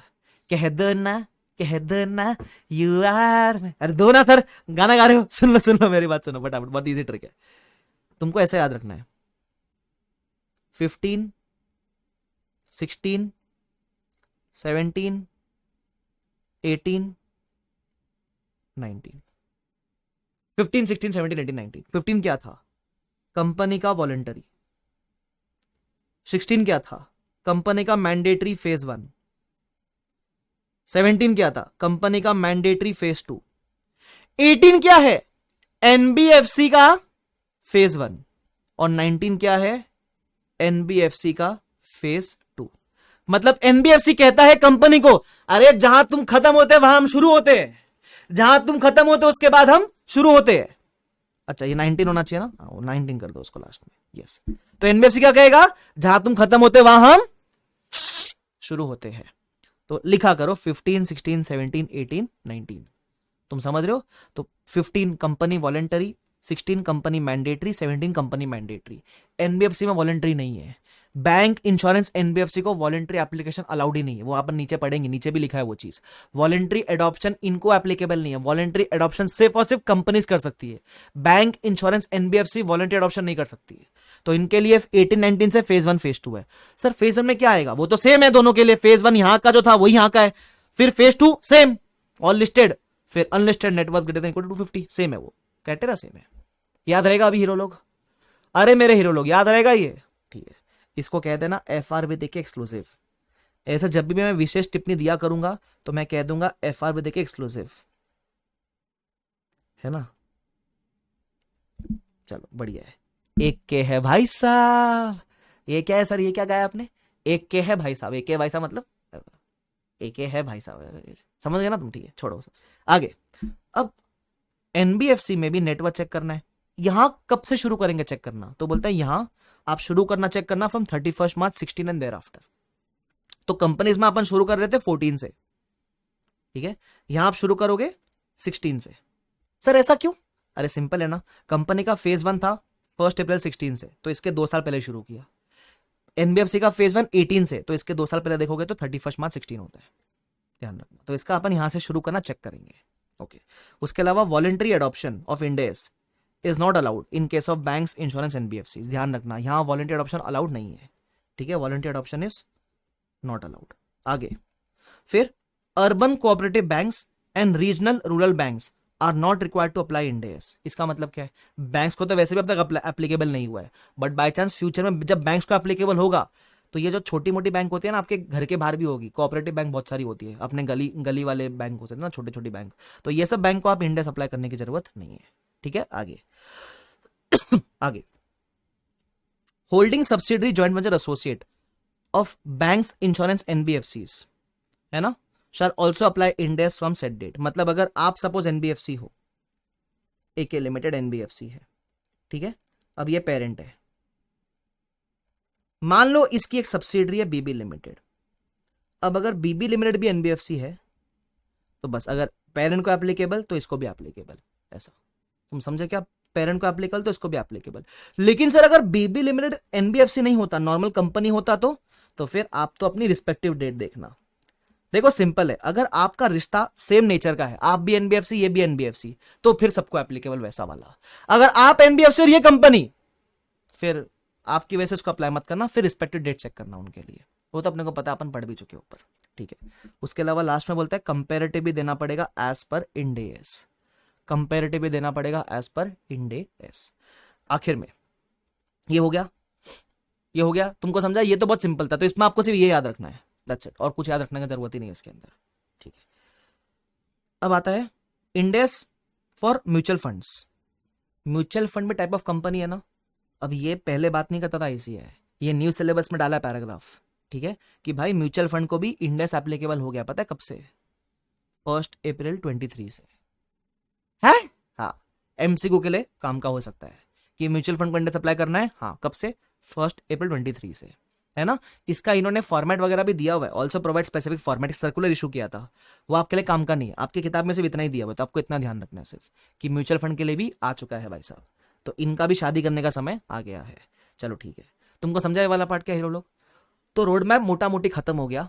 अब मैं आपसे एक सवाल पूछूं, एक ऐसे पूछूं सवाल, चेक करूं तुम्हारा दिमाग चल रहा है कि नहीं चल रहा है। एक गाइस प्लीज एक सवाल पूछो ना सर। देखो आप मना करोगे तो भी पूछोगे सर, तो पूछ ही लो। सुनना मेरी बात, मैंने कहा आपको, हमने हर जगह कहा हमको नेटवर्क चेक करना है, हमको नेटवर्क चेक करना है, एनबीएफसी में भी हमको नेटवर्क चेक करना है ना, हमको नेटवर्क चेक करना है। ठीक है, जब नेटवर्क चेक करते हो ना तो आपको ऑडिटेड फाइनेंशियल के नेटवर्क चेक करने होते हैं, ठीक है, ऑडिटेड फाइनेंशियल्स के। एनीवेज, अब मुझे एक बात बताओ, नेटवर्क का कैलकुलेशन एज पर एएस अलग है और एज पर इंडेस अलग है। मैं बता रहा हूं, पूछ नहीं रहा हूं आपको, ठीक है। नेटवर्क का कैलकुलेशन एज पर एएस अलग है, एज पर इंडेस अलग है। जब मैं ये कहता हूं कि नेटवर्क चेक करो, तो मैं कौन सा वाला नेटवर्क चेक करूंगा to apply, to check whether Ind AS is applicable और नॉट। इंडेस एप्लीकेबल है या नहीं है, ये चेक करने के लिए मैं कौन सा नेटवर्क देखूंगा, एएस वाला नेटवर्क देखूंगा या इंडेस वाला नेटवर्क देखूंगा। सो जब मैं कहता हूं ना, जैसे फॉर एग्जांपल मैंने कहा 31 मार्च 14 का नेटवर्क चेक करो, तो ये नेटवर्क एएस वाला चेक करूंगा या इंडेस वाला चेक करूंगा, बुद्धि ला के बताओ। तो नीलम ने कहा एएस, हरीश ने कहा एएस, अनुभव ने कहा एएस, आशी ने कहा इंडेस, नेहा ने कहा इंडेस, और निकिता ने कहा इंडेस, तन्वी ने कहा एएस, विनोद ने कहा एएस, तुषार ने कहा एएस, दिव्या ने कहा इंडेस, अर्पित ने कहा एएस, अंशिका ने कहा एएस, ठीक है, मनीष ने कहा एएस, तुषार ने कहा एएस, वेरी गुड, गौरंग ने कहा इंडेस, राज ने कहा एएस। ठीक है, अब बुद्धि लगाओ बाबा, तुम्हारे पास इंडेस का नेटवर्क कहां से आएगा? तुम तो खुद ये चेक कर रहे हो, तुम तो खुद ये चेक कर रहे हो कि इंडेस अप्लाई करूं कि नहीं करूं। तो इंडेस अप्लाई करूं कि नहीं करूं, उसके लिए तुम्हारे पास नेटवर्क एएस का ही एप्लीकेबल है। तुमको network as per audited financial check करना होता है ना। तो उसमें तो नेटवर्क एज पर एएस ही बनाया ना फिलहाल, अभी थोड़ी ना इंडेस अप्लाई करके बैठे हो। हम तो चेक कर रहे हैं कि इंडेस अप्लाई करूं कि नहीं करूं, तो उस पॉइंट ऑफ टाइम पे आपके पास नेटवर्क एएस वाला ही एप्लीकेबल है, इंडेस का एप्लीकेबल नहीं है मुन्ना लोग। तो भूल से भी बोल मत देना एग्जाम में किसी को इंडेस, तुम समझ रहे हो क्या? हाँ, तो नेटवर्क एज पर एएस वाला चेक करेंगे। अच्छा ये सब भी होता है क्या? तो लिख दो इधर, नेटवर्क चेक करेंगे as per AS and not Ind AS. अब इंडेस तो अप्लाई नहीं हुआ अब तक ना। यस, चलो ठीक है, आगे बढ़ो, आगे बढ़ो सर, बहुत ही बढ़िया।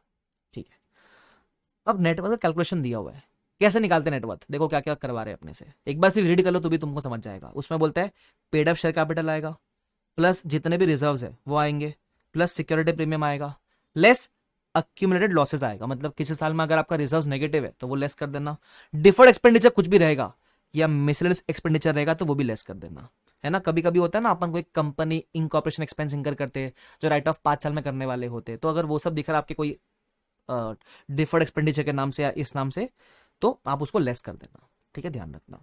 अब उसके अलावा एक और बात ध्यान रखने वाली है कि network does not include reserves created out of revaluation of assets. What is the meaning of this? शायद आपने एक एएस पढ़ा होगा, AS10।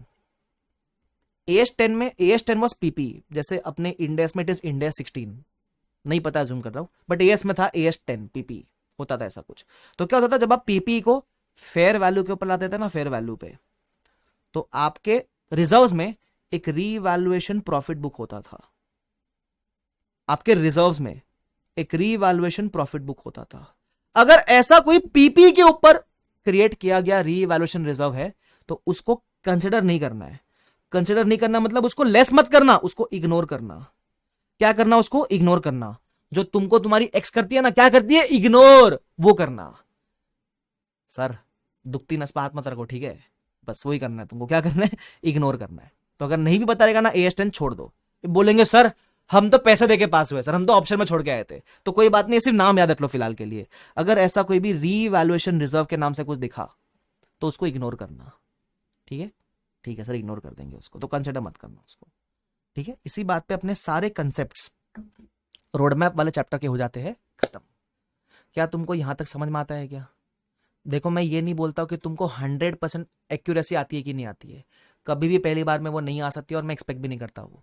तुमको 50 60 70% भी समझ गया ना, बाकी अपन जब क्वेश्चन करेंगे क्लैरिटी बढ़ेगी, जब अपन फिर रिवाइज करेंगे क्लैरिटी बढ़ेगी, फिर अपन आप घर पे खुद रिवाइज करोगे और क्लैरिटी बढ़ेगी, वैसा। ठीक है, yes yes you can say that Divya, but वैसा मत करो, ऐसा ही करो। ठीक है, चलो ओके, समझ गया सर। ठीक है, आगे बढ़ सकता हूं मैं। अब सर मीठे मीठे क्वेश्चन हो जाए तो मजा आ जाए, तो सरक सरक नहीं करना भाई, क्वेश्चन करो। आ जाओ क्वेश्चन करेंगे। अरे भाई तुमको क्या बताया था मैंने, तुम्हारा भाई सिर्फ कंसेप्ट करा के ना ही छोड़ेगा, तुमको क्वेश्चन भी कराएगा। ठीक है, आ जाओ। इंट्रोडक्शन टू इंडेस, ये नए नए क्वेश्चन, हाँ ताजा ताजा इसे ऐड किया है न्यू सिलेबस में, ध्यान रखना। क्वेश्चन नंबर 1 क्या बोलता है, फटाफट से बात करेंगे, फालतू टाइम वेस्ट नहीं करेंगे। ठीक है, क्या बोलता है सुन लो। Following is a snapshot of audited balance sheet of company A of 31 March 14। ठीक है, ऑडिटेड बैलेंस शीट है, company A equity share listed listed listed listed. देखो लिस्टेड है तो अगर मीट ना भी करे तो भी फेज 2 में तो आ ही जाएगा।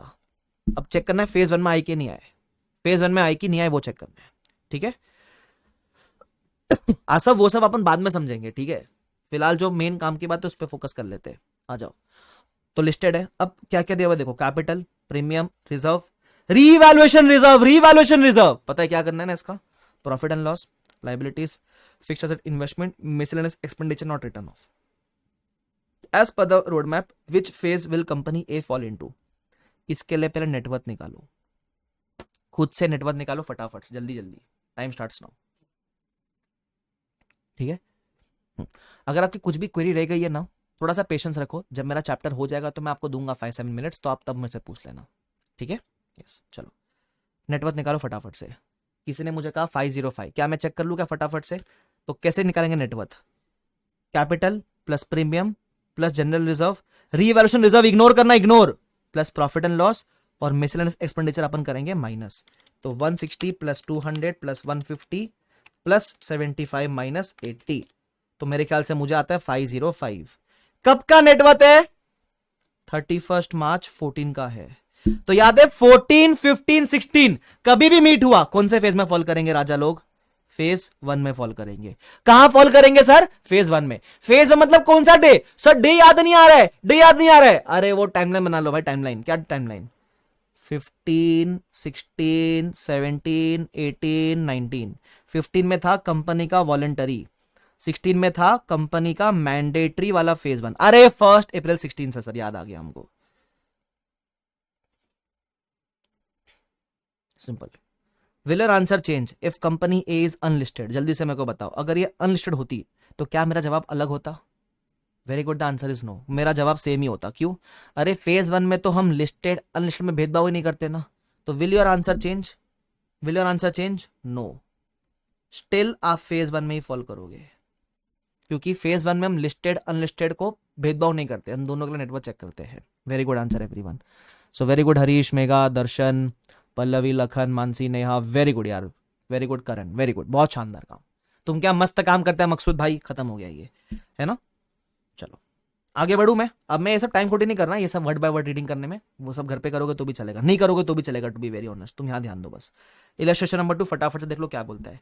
Let's say in illustration number 1 the balance of profit and loss is negative 375। इसका मतलब क्या है, मान लो ये पॉजिटिव 75 के बदले अगर ये नेगेटिव 375 होता तो क्या होता, तो नेटवर्थ निकालो ना गाइस। अगर ये पॉजिटिव 75 के बदले नेगेटिव 375 होता तो क्या होता, तो बाकी सब सेम है, सिर्फ ये नेगेटिव 375 हो जाएगा, तो निकालो ना नेटवर्थ कितना बचता, 160 प्लस 200 प्लस 150 माइनस 375 माइनस 80, तो ओ हो, तो फिर तो नेटवर्थ मेरी सिर्फ और सिर्फ आ रही है 55 करोड़। कितनी कम नेटवर्थ आ रही है ना गाइस मेरी, यस, तो नेटवर्थ आ रही है सिर्फ और सिर्फ 55 करोड़। अब मुझे बताओ क्या मैं अप्लाई करूंगा, तो वो बोलता है इलस्ट्रेशन नंबर 1 का कंटिन्यूएशन है।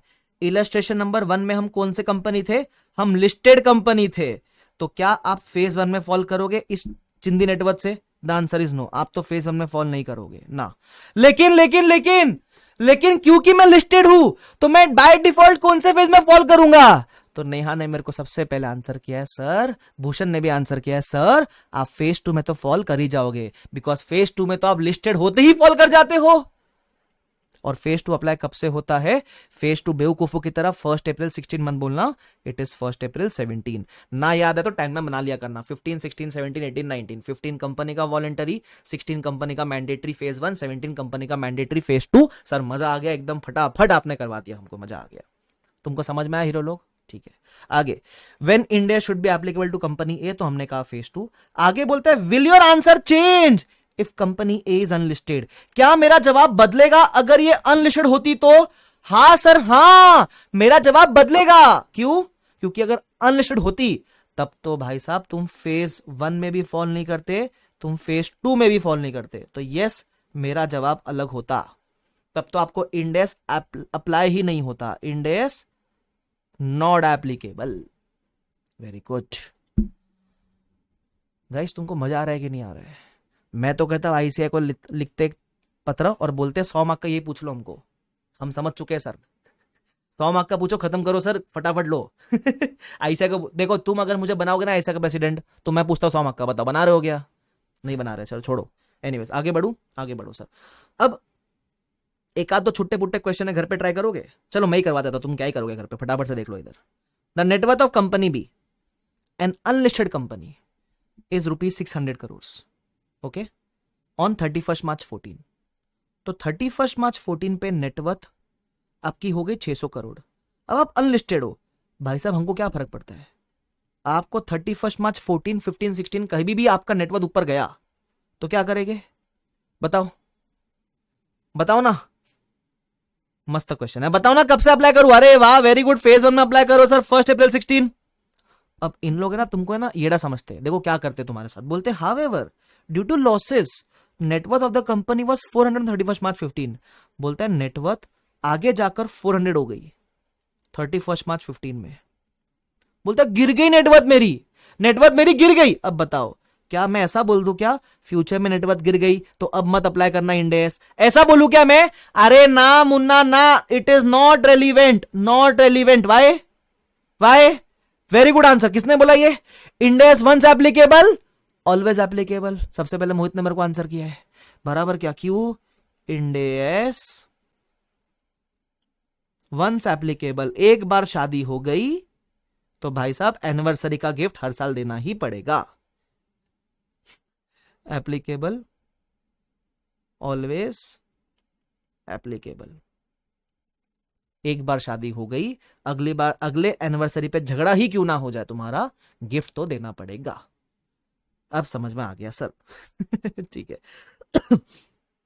Can I proceed further? Yes sir, proceed further. Illustration number 4 फटाफट से देख लो क्या बोलता है। Net worth of company C was 400 crores on 31st March 14. However, net worth of company was 600 on 31st March 15. 15 में हो गया 600। आपको याद है 31st March 14 हो, 31st March 15 हो या 31st March 16 हो, इनमें से कभी भी अगर नेटवर्थ ऊपर हो गया 500 के तो फेज 1 में ही फॉल करोगे और 1 अप्रैल 16 से ही अप्लाई करोगे, तो आपका यहां हो गया 600 करोड़ नेटवर्थ बराबर। तो कभी भी अगर 500 के ऊपर गया इन 3 में तो फेज 1 में फॉल करोगे।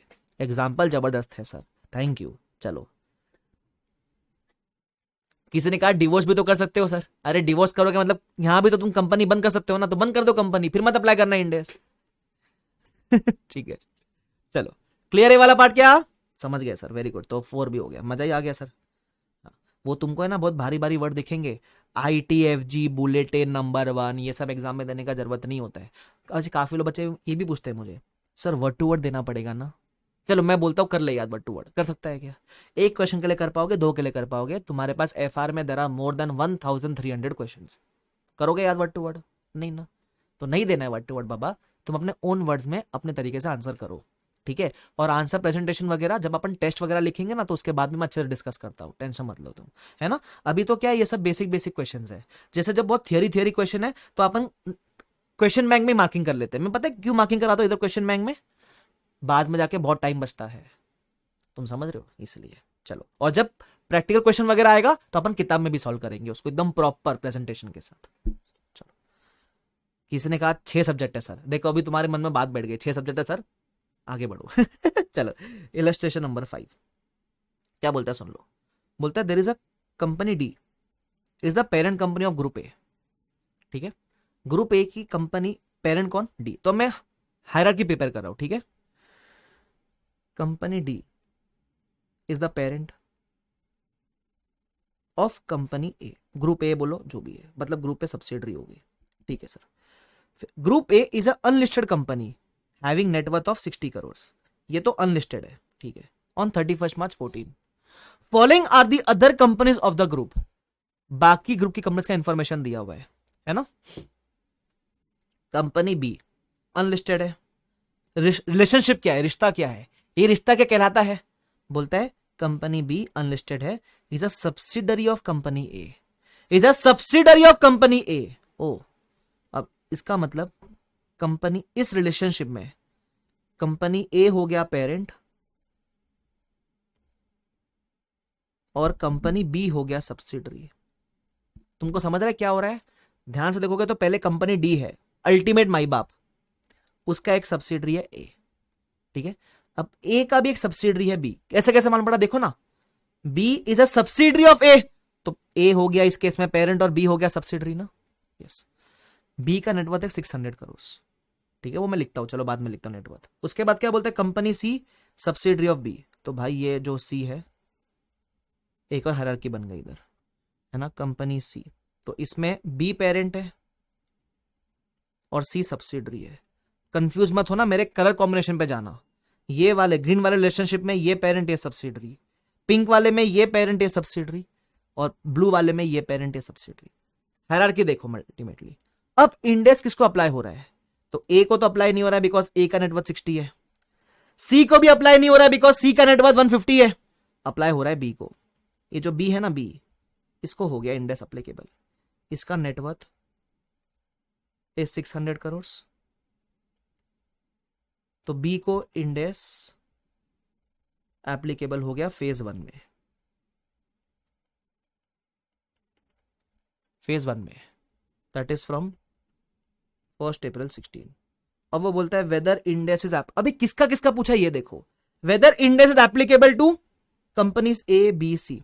ये ए बी और सी को अप्लाई करना है कि नहीं करना ये पूछा है। तो अगर इसको एप्लीकेबल, तो इसका पेरेंट और इसका सब्सिडरी तो कवर हो जाएगा ना। इसका पेरेंट और इसका सब्सिडरी कवर हो जाएगा ना। तो अगर बी को एप्लीकेबल है तो मैं लिख दू बिकॉज ऑफ बी। किधर लिखूं मैं? इधर लिख दू because of B applicable to A and C also, है ना। तो मैं बोलू इस, अरे समझा ना, डायरेक्ट पेरेंट डायरेक्ट सब्सिडरी। अच्छा sir, what about this ultimate parent? अब है ना, एक चीज इन्होंने पूछी नहीं है डी के बारे में, ठीक है। डी के बारे में पूछा क्या कि ये जो पेरेंट का पेरेंट है उसको अप्लाई करना है कि नहीं करना है। तो इसके बारे में ना पूछा है, और इसके बारे में टू बी वेरी ऑनेस्ट ज्यादा गाइडेंस भी अवेलेबल नहीं है। तो इसमें ना आपको मतलब वही है, फिर आपको अप्लाई करना पड़ेगा लॉजिक वगैरह। तो लॉजिकली अगर मेरे से आप पूछते तो ये फेलो सब्सिडरी नहीं है भाई। डी फेलो सब्सिडरी है क्या? नहीं। तो डी आपके माई बाप का भी माई बाप है। तो आइडली जो अल्टीमेट पेरेंट होता है ना, लॉजिकली इसको अप्लाई करना ही पड़ता है। अगर आपके जो सब्सिडरी के सब्सिडरी उसको एप्लीकेबल हुआ तो आपके अल्टीमेट पेरेंट को लॉजिकली अप्लाई करना होता है। लॉजिकली ये फेलो सब्सिडरी नहीं है। देखो, अगर फेलो सब्सिडरी होते तो आप अप्लाई नहीं करते। This is not fellow subsidiary, बराबर। तो लॉजिकली जो मेन पेरेंट है ना, मेन पेरेंट, उसको अप्लाई करना पड़ जाता है। बट इसके बारे में बात नहीं की है, टू बी वेरी ऑनेस्ट। इसके बारे में साइलेंस है, चुप है, चुप। तो इसलिए इन्होंने पूछा भी नहीं डी के बारे में, है ना। बट स्टिल एग्जाम में आ जाए तो मुझे लगता है मेरे नॉलेज के हिसाब से इसको अप्लाई करना चाहिए। बट उसका नहीं पूछा तो इग्नोर कर सकते हो आप फिलहाल। चलो आगे बढ़ जाते हैं। Illustration number 6। अब है ना, ये क्वेश्चन इंपॉर्टेंट है। अब जब भी मुझे कोई क्वेश्चन अच्छा लगता है ना, मैं उसको पता है क्या मार्क करता हूं? मैं उसको मार्क करता हूं एलडीआर। मैं क्या मार्क करता हूं उसको? एलडीआर। तुमको समझता है what is the full form of LDR? LDR का मतलब होता है लास्ट डे रिवीजन, ठीक है। थोड़ा सुन लो एलडीआर के बारे में। अब एलडीआर पता है क्या होता है? मैं हर चैप्टर में सपोज अपन ने 100 क्वेश्चन सॉल्व किए, तो 100 में से मैं आपको करीबन करीबन 10 से 15 क्वेश्चन दूंगा एलडीआर के नाम से। अब ये क्या है? बेसिकली जब आप पहली बार करोगे तो आप पहली बार में सारे क्वेश्चन करोगे, बट एग्जाम के समय आपके पास इतना टाइम नहीं होता है कि आप सारे क्वेश्चन गो थ्रू कर लो, है ना, क्योंकि एग्जाम में टाइम लिमिटेड होता है, एग्जाम के 2 दिन पहले 4 दिन पहले रिवीजन वगैरह में। तो ये 10 से 15 क्वेश्चन आपको बेयर मिनिमम रेफर करने होते हैं। अब ये 10 से 15 क्वेश्चन क्या है सर, ये वो क्वेश्चन है क्या जो एग्जाम में आएंगे? नहीं, एलडीआर का मतलब एग्जाम में आने वाले क्वेश्चन नहीं होते, एग्जाम में क्या किसी को नहीं पता। तो एलडीआर बेसिकली वो क्वेश्चन है कि भाई साहब ये वो क्वेश्चन है जो आपके 100% कंसेप्ट कवर कर लेते हैं। मतलब इंस्टेड ऑफ दिस 100 क्वेश्चंस अगर मैं वो 15 एलडीआर क्वेश्चन भी कर लू ना तो it is equivalent to doing 100 questions. तो मैंने इतने समझदारी से वो फिल्टरिंग करके रखी है आपके लिए। मतलब कंसेप्ट किया और एलडीआर क्वेश्चन किया तो it is as good as you have done 100% questions. तुम समझे? Yes sir. चलो, तो एलडीआर क्वेश्चन ध्यान रखना। तो एलडीआर को प्लीज कभी भी इससे मत मिक्स करना कि एग्जाम में आएगा। ये वो क्वेश्चन है जो आप रिवीजन में इतने तो करना ही है आपको, है ना। उसके अलावा आपको खुद से लगता है कोई क्वेश्चन अच्छा है, जैसा आपको लगता है ये क्वेश्चन अच्छा था, तो इसको आप खुद से मार्क कर सकते हो एलडीआर, खुद से भी आप एलडीआर में ऐड कर सकते हो।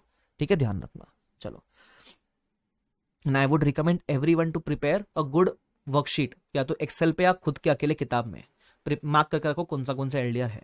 ठीक है, मेरे को लगता है आप सबको प्रिपेयर करना चाहिए खुद के लिए, किसी पे डिपेंडेंसी मत क्रिएट करना। चलो, अब आते हैं इलस्ट्रेशन नंबर 6 पे। दो क्वेश्चन, 2 या 3 क्वेश्चन बाकी है, करके फिर ब्रेक लेते हैं अपन फटाफट से। आ जाओ, क्या बोलता है। Following is the structure of company D. ठीक है, कंपनी डी है, कंपनी डी की एक सब्सिडरी, 2 सब्सिडरी, और ये जो ई है, ये ई का भी एक सब्सिडरी का एसोसिएट, और ये जो आई है ये किसका सब्सिडरी? एच का सब्सिडरी। समझता है हायरार्की? तो डी की 2 सब्सिडरी है। ठीक है, अगर आपको लाइन क्लियरली दिखती नहीं तो देख लो, ऐसा है, डी का 2 सब्सिडरी है, फिर ई का एक सब्सिडरी का एसोसिएट है, और एच का एक सब्सिडरी है। ठीक है, चलो अब किसको एप्लीकेबल है देखो। All the companies above are unlisted companies having, and the net worth of company E is 300 crore. E मतलब कौन? ये, इसका कितना है नेटवर्थ? 300 करोड़। तो आप कौन से फेज में आओगे? फेज 2 में आओगे, 1 अप्रैल 17, 1 अप्रैल 17 में आ जाओगे, राइट? ठीक है, फेज 2 में बराबर ना? Yes sir. तो आप 1 अप्रैल 17 में आ जाओगे। Okay sir. अब अगर आपको एप्लीकेबल हुआ और बोलता है बाकी सब कंपनीज का इज बिलो 250, तो अगर आपको एप्लीकेबल तो बिकॉज ऑफ ई किसको किसको अप्लाई करूंगा? मैं बोलूं आई विल अप्लाई टू इसका पेरेंट, इसका सब्सिडरी, इसका एसोसिएट। तो ई की वजह से किसको अप्लाई होएगा? Because of E. मैं लिख दू because of E.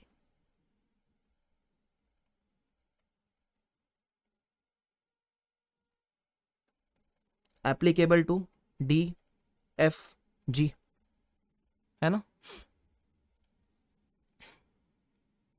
D F जी को एप्लीकेबल हो जाएगा। यस, लेकिन क्या एच और आई को अप्लाई करूं?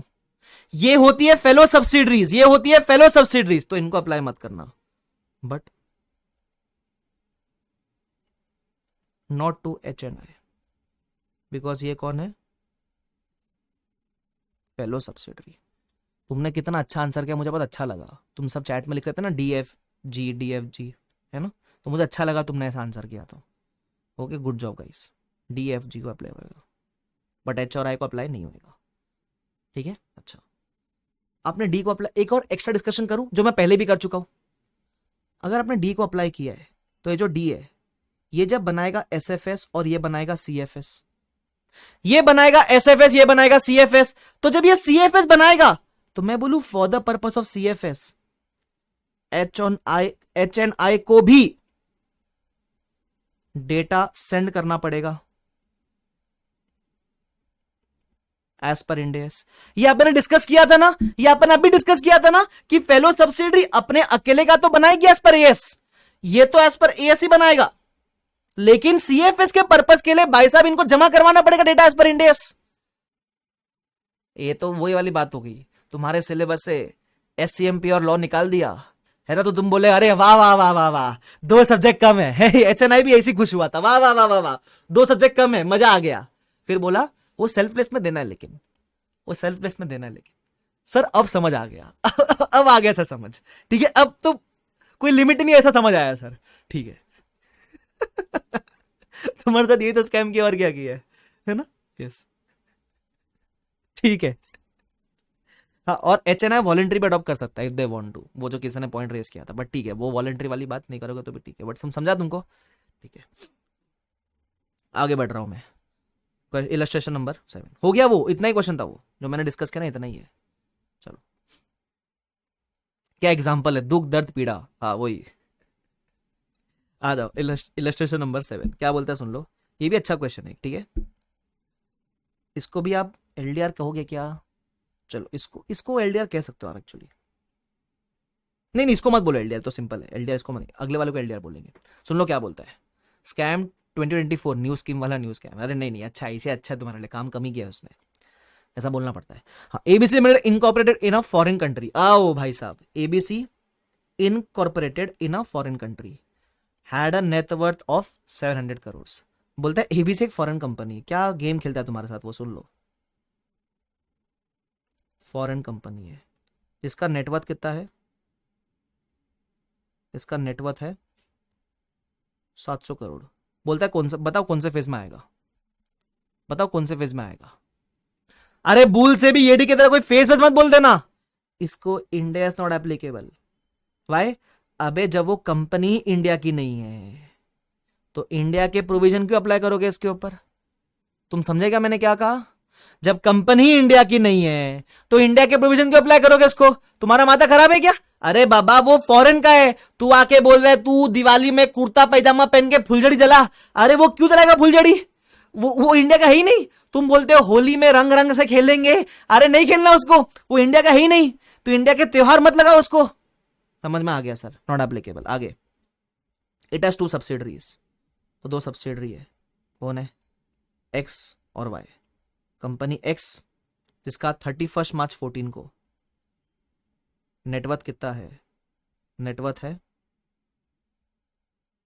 600 करोड़, और वाई जिसका नेटवर्थ है 150 crore.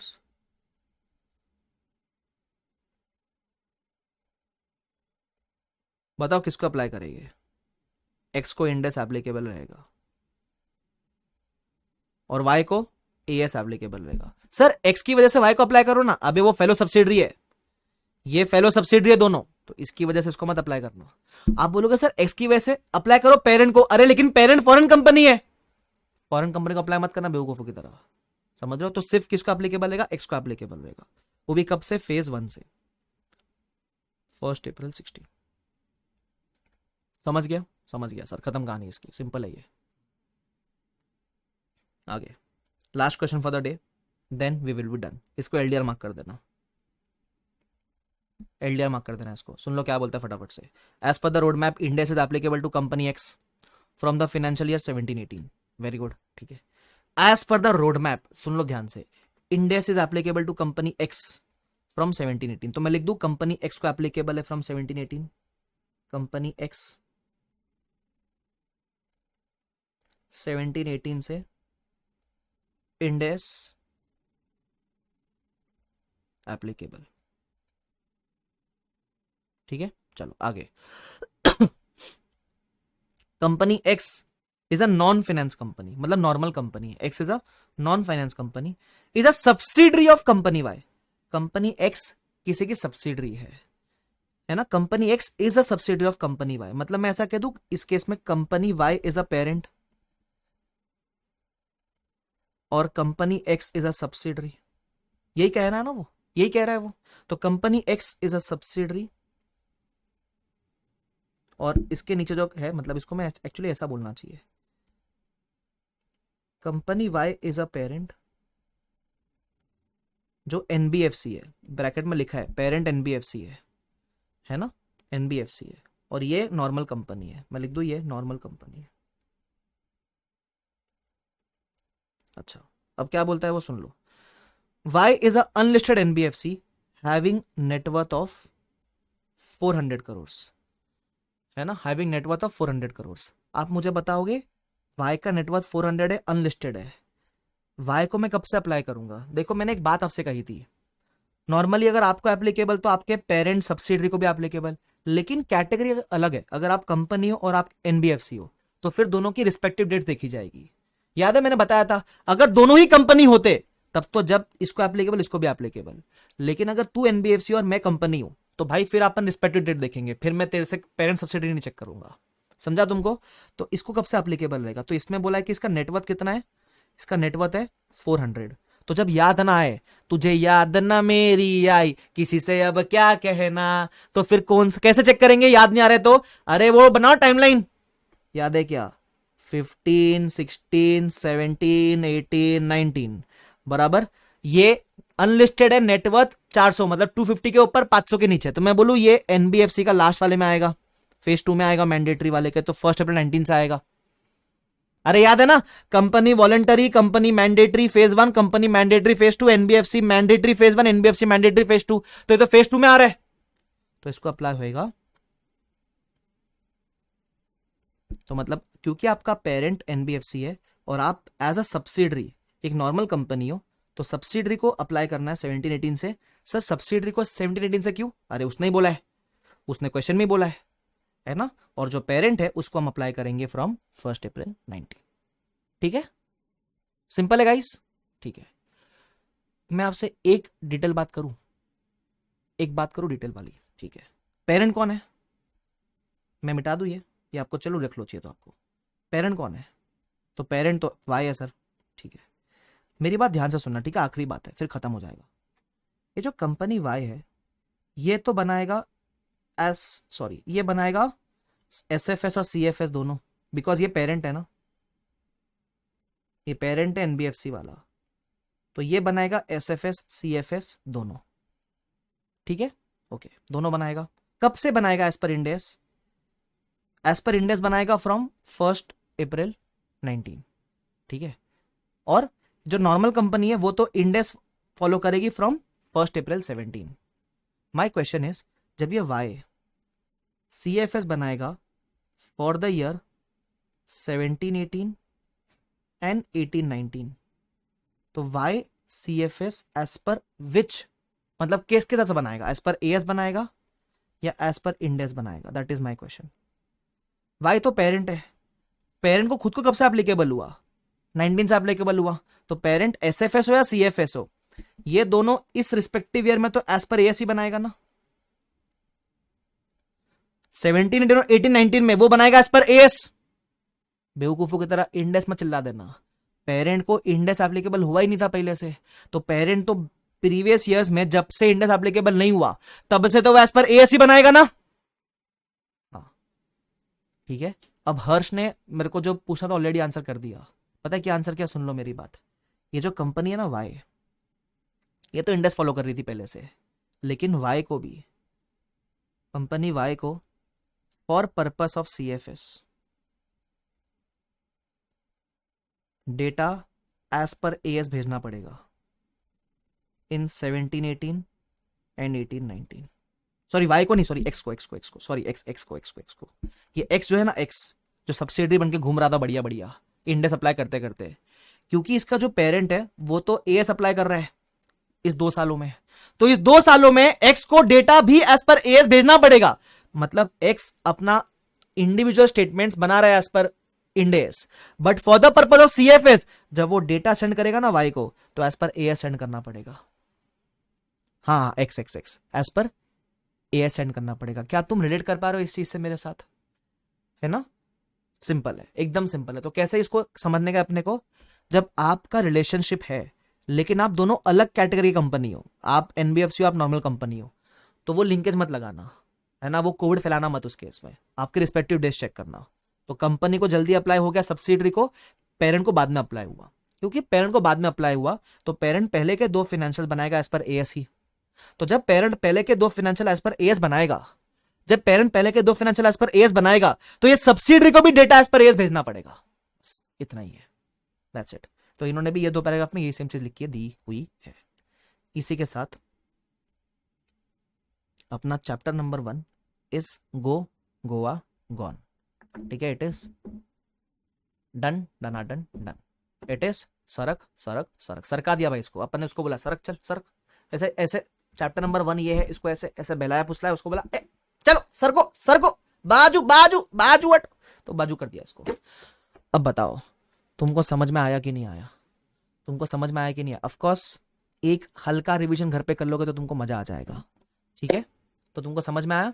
Yes, if a company is not in existence on 31 March 17, how we will check applicable criteria. किसी ने कहा है सर आज के समय में, सपोज अभी अपन खड़े हैं, सपोज 2026 में खड़े फॉर एग्जांपल, तो अगर आप 2026 में खड़े हो, अगर आपका नेटवर्थ है सपोज 350, अरे बाबा अगर आप आज खड़े हो तो फेज 1 फेज 2 मत चेक करना, आप सिर्फ चेक करना कि आपका 250 के ऊपर है कि नहीं और अप्लाई कर देना। अगर आप सब कंपनी आज ही आपने फॉर्म किया, नया नया कंपनी आपने प्रिपेयर किया है, तो उस केस में, ठीक है? एनीवेज चलो, एफआर का कोई टेंशन नहीं है, फुल क्लियर। यस सर, मजा आ गया, ठीक है? तुमको समझ में आया? तो एक बार मैं क्विकली आपको गो थ्रू करवा दूं 2 मिनट के अंदर, फिर अपन एक लेते हैं बढ़िया सा ब्रेक। मेरे को सिर्फ 2 मिनट दे दो, फटाफट से एक लास्ट टाइम गो थ्रू मेरे मन के तसल्ली के लिए। यस यस, चलो अब सुन लो फटाफट से मेरी बात, सुन लो। इंट्रोडक्शन टू इंड AS, ठीक है? सबसे पहले कंपनीज के एप्लीकेबिलिटी की बात की थी अपन ने, याद है? Voluntary phase 1 phase 2, voluntary 15 16 17। Phase 1 में क्राइटेरिया क्या था? मुझे फटाफट से बिना देखे बताओ, चलो देख के तो कोई बता देगा, बिना देखे बताओ। फेज 1 में what was the criteria? Listed unlisted greater than equal to 500। Phase 2 में ऑल लिस्टेड, ठीक है? या फिर all unlisted having net worth of greater than equal to 250, ठीक है? सेम एनबीएफसी के लिए था, एनबीएफसी में भी था फेज 1 फेज 2, बराबर? सब वॉलंटरी नहीं था। फेज 1 में सेम क्राइटेरिया, एनबीएफसी का फेज 2 में सेम क्राइटेरिया। डेट्स क्या थी? 15 16 17 18 19। 15 16 17 कंपनीज के लिए, 18 19 फॉर एनबीएफसी, बराबर? ठीक है। उसके अलावा in case of company network कब का चेक करना है? 31 मार्च 14 एंड देयर आफ्टर, बराबर? वंस एप्लीकेबल ऑलवेज एप्लीकेबल, ठीक है? आपको एप्लीकेबल तो आपके parent, subsidiary, associate, joint venture को भी एप्लीकेबल, बस फेलो सब्सिडरियां कवर नहीं होती है, ठीक है? कहां अप्लाई करना? एसएफएस सीएफए दोनों जगह अप्लाई कर देना।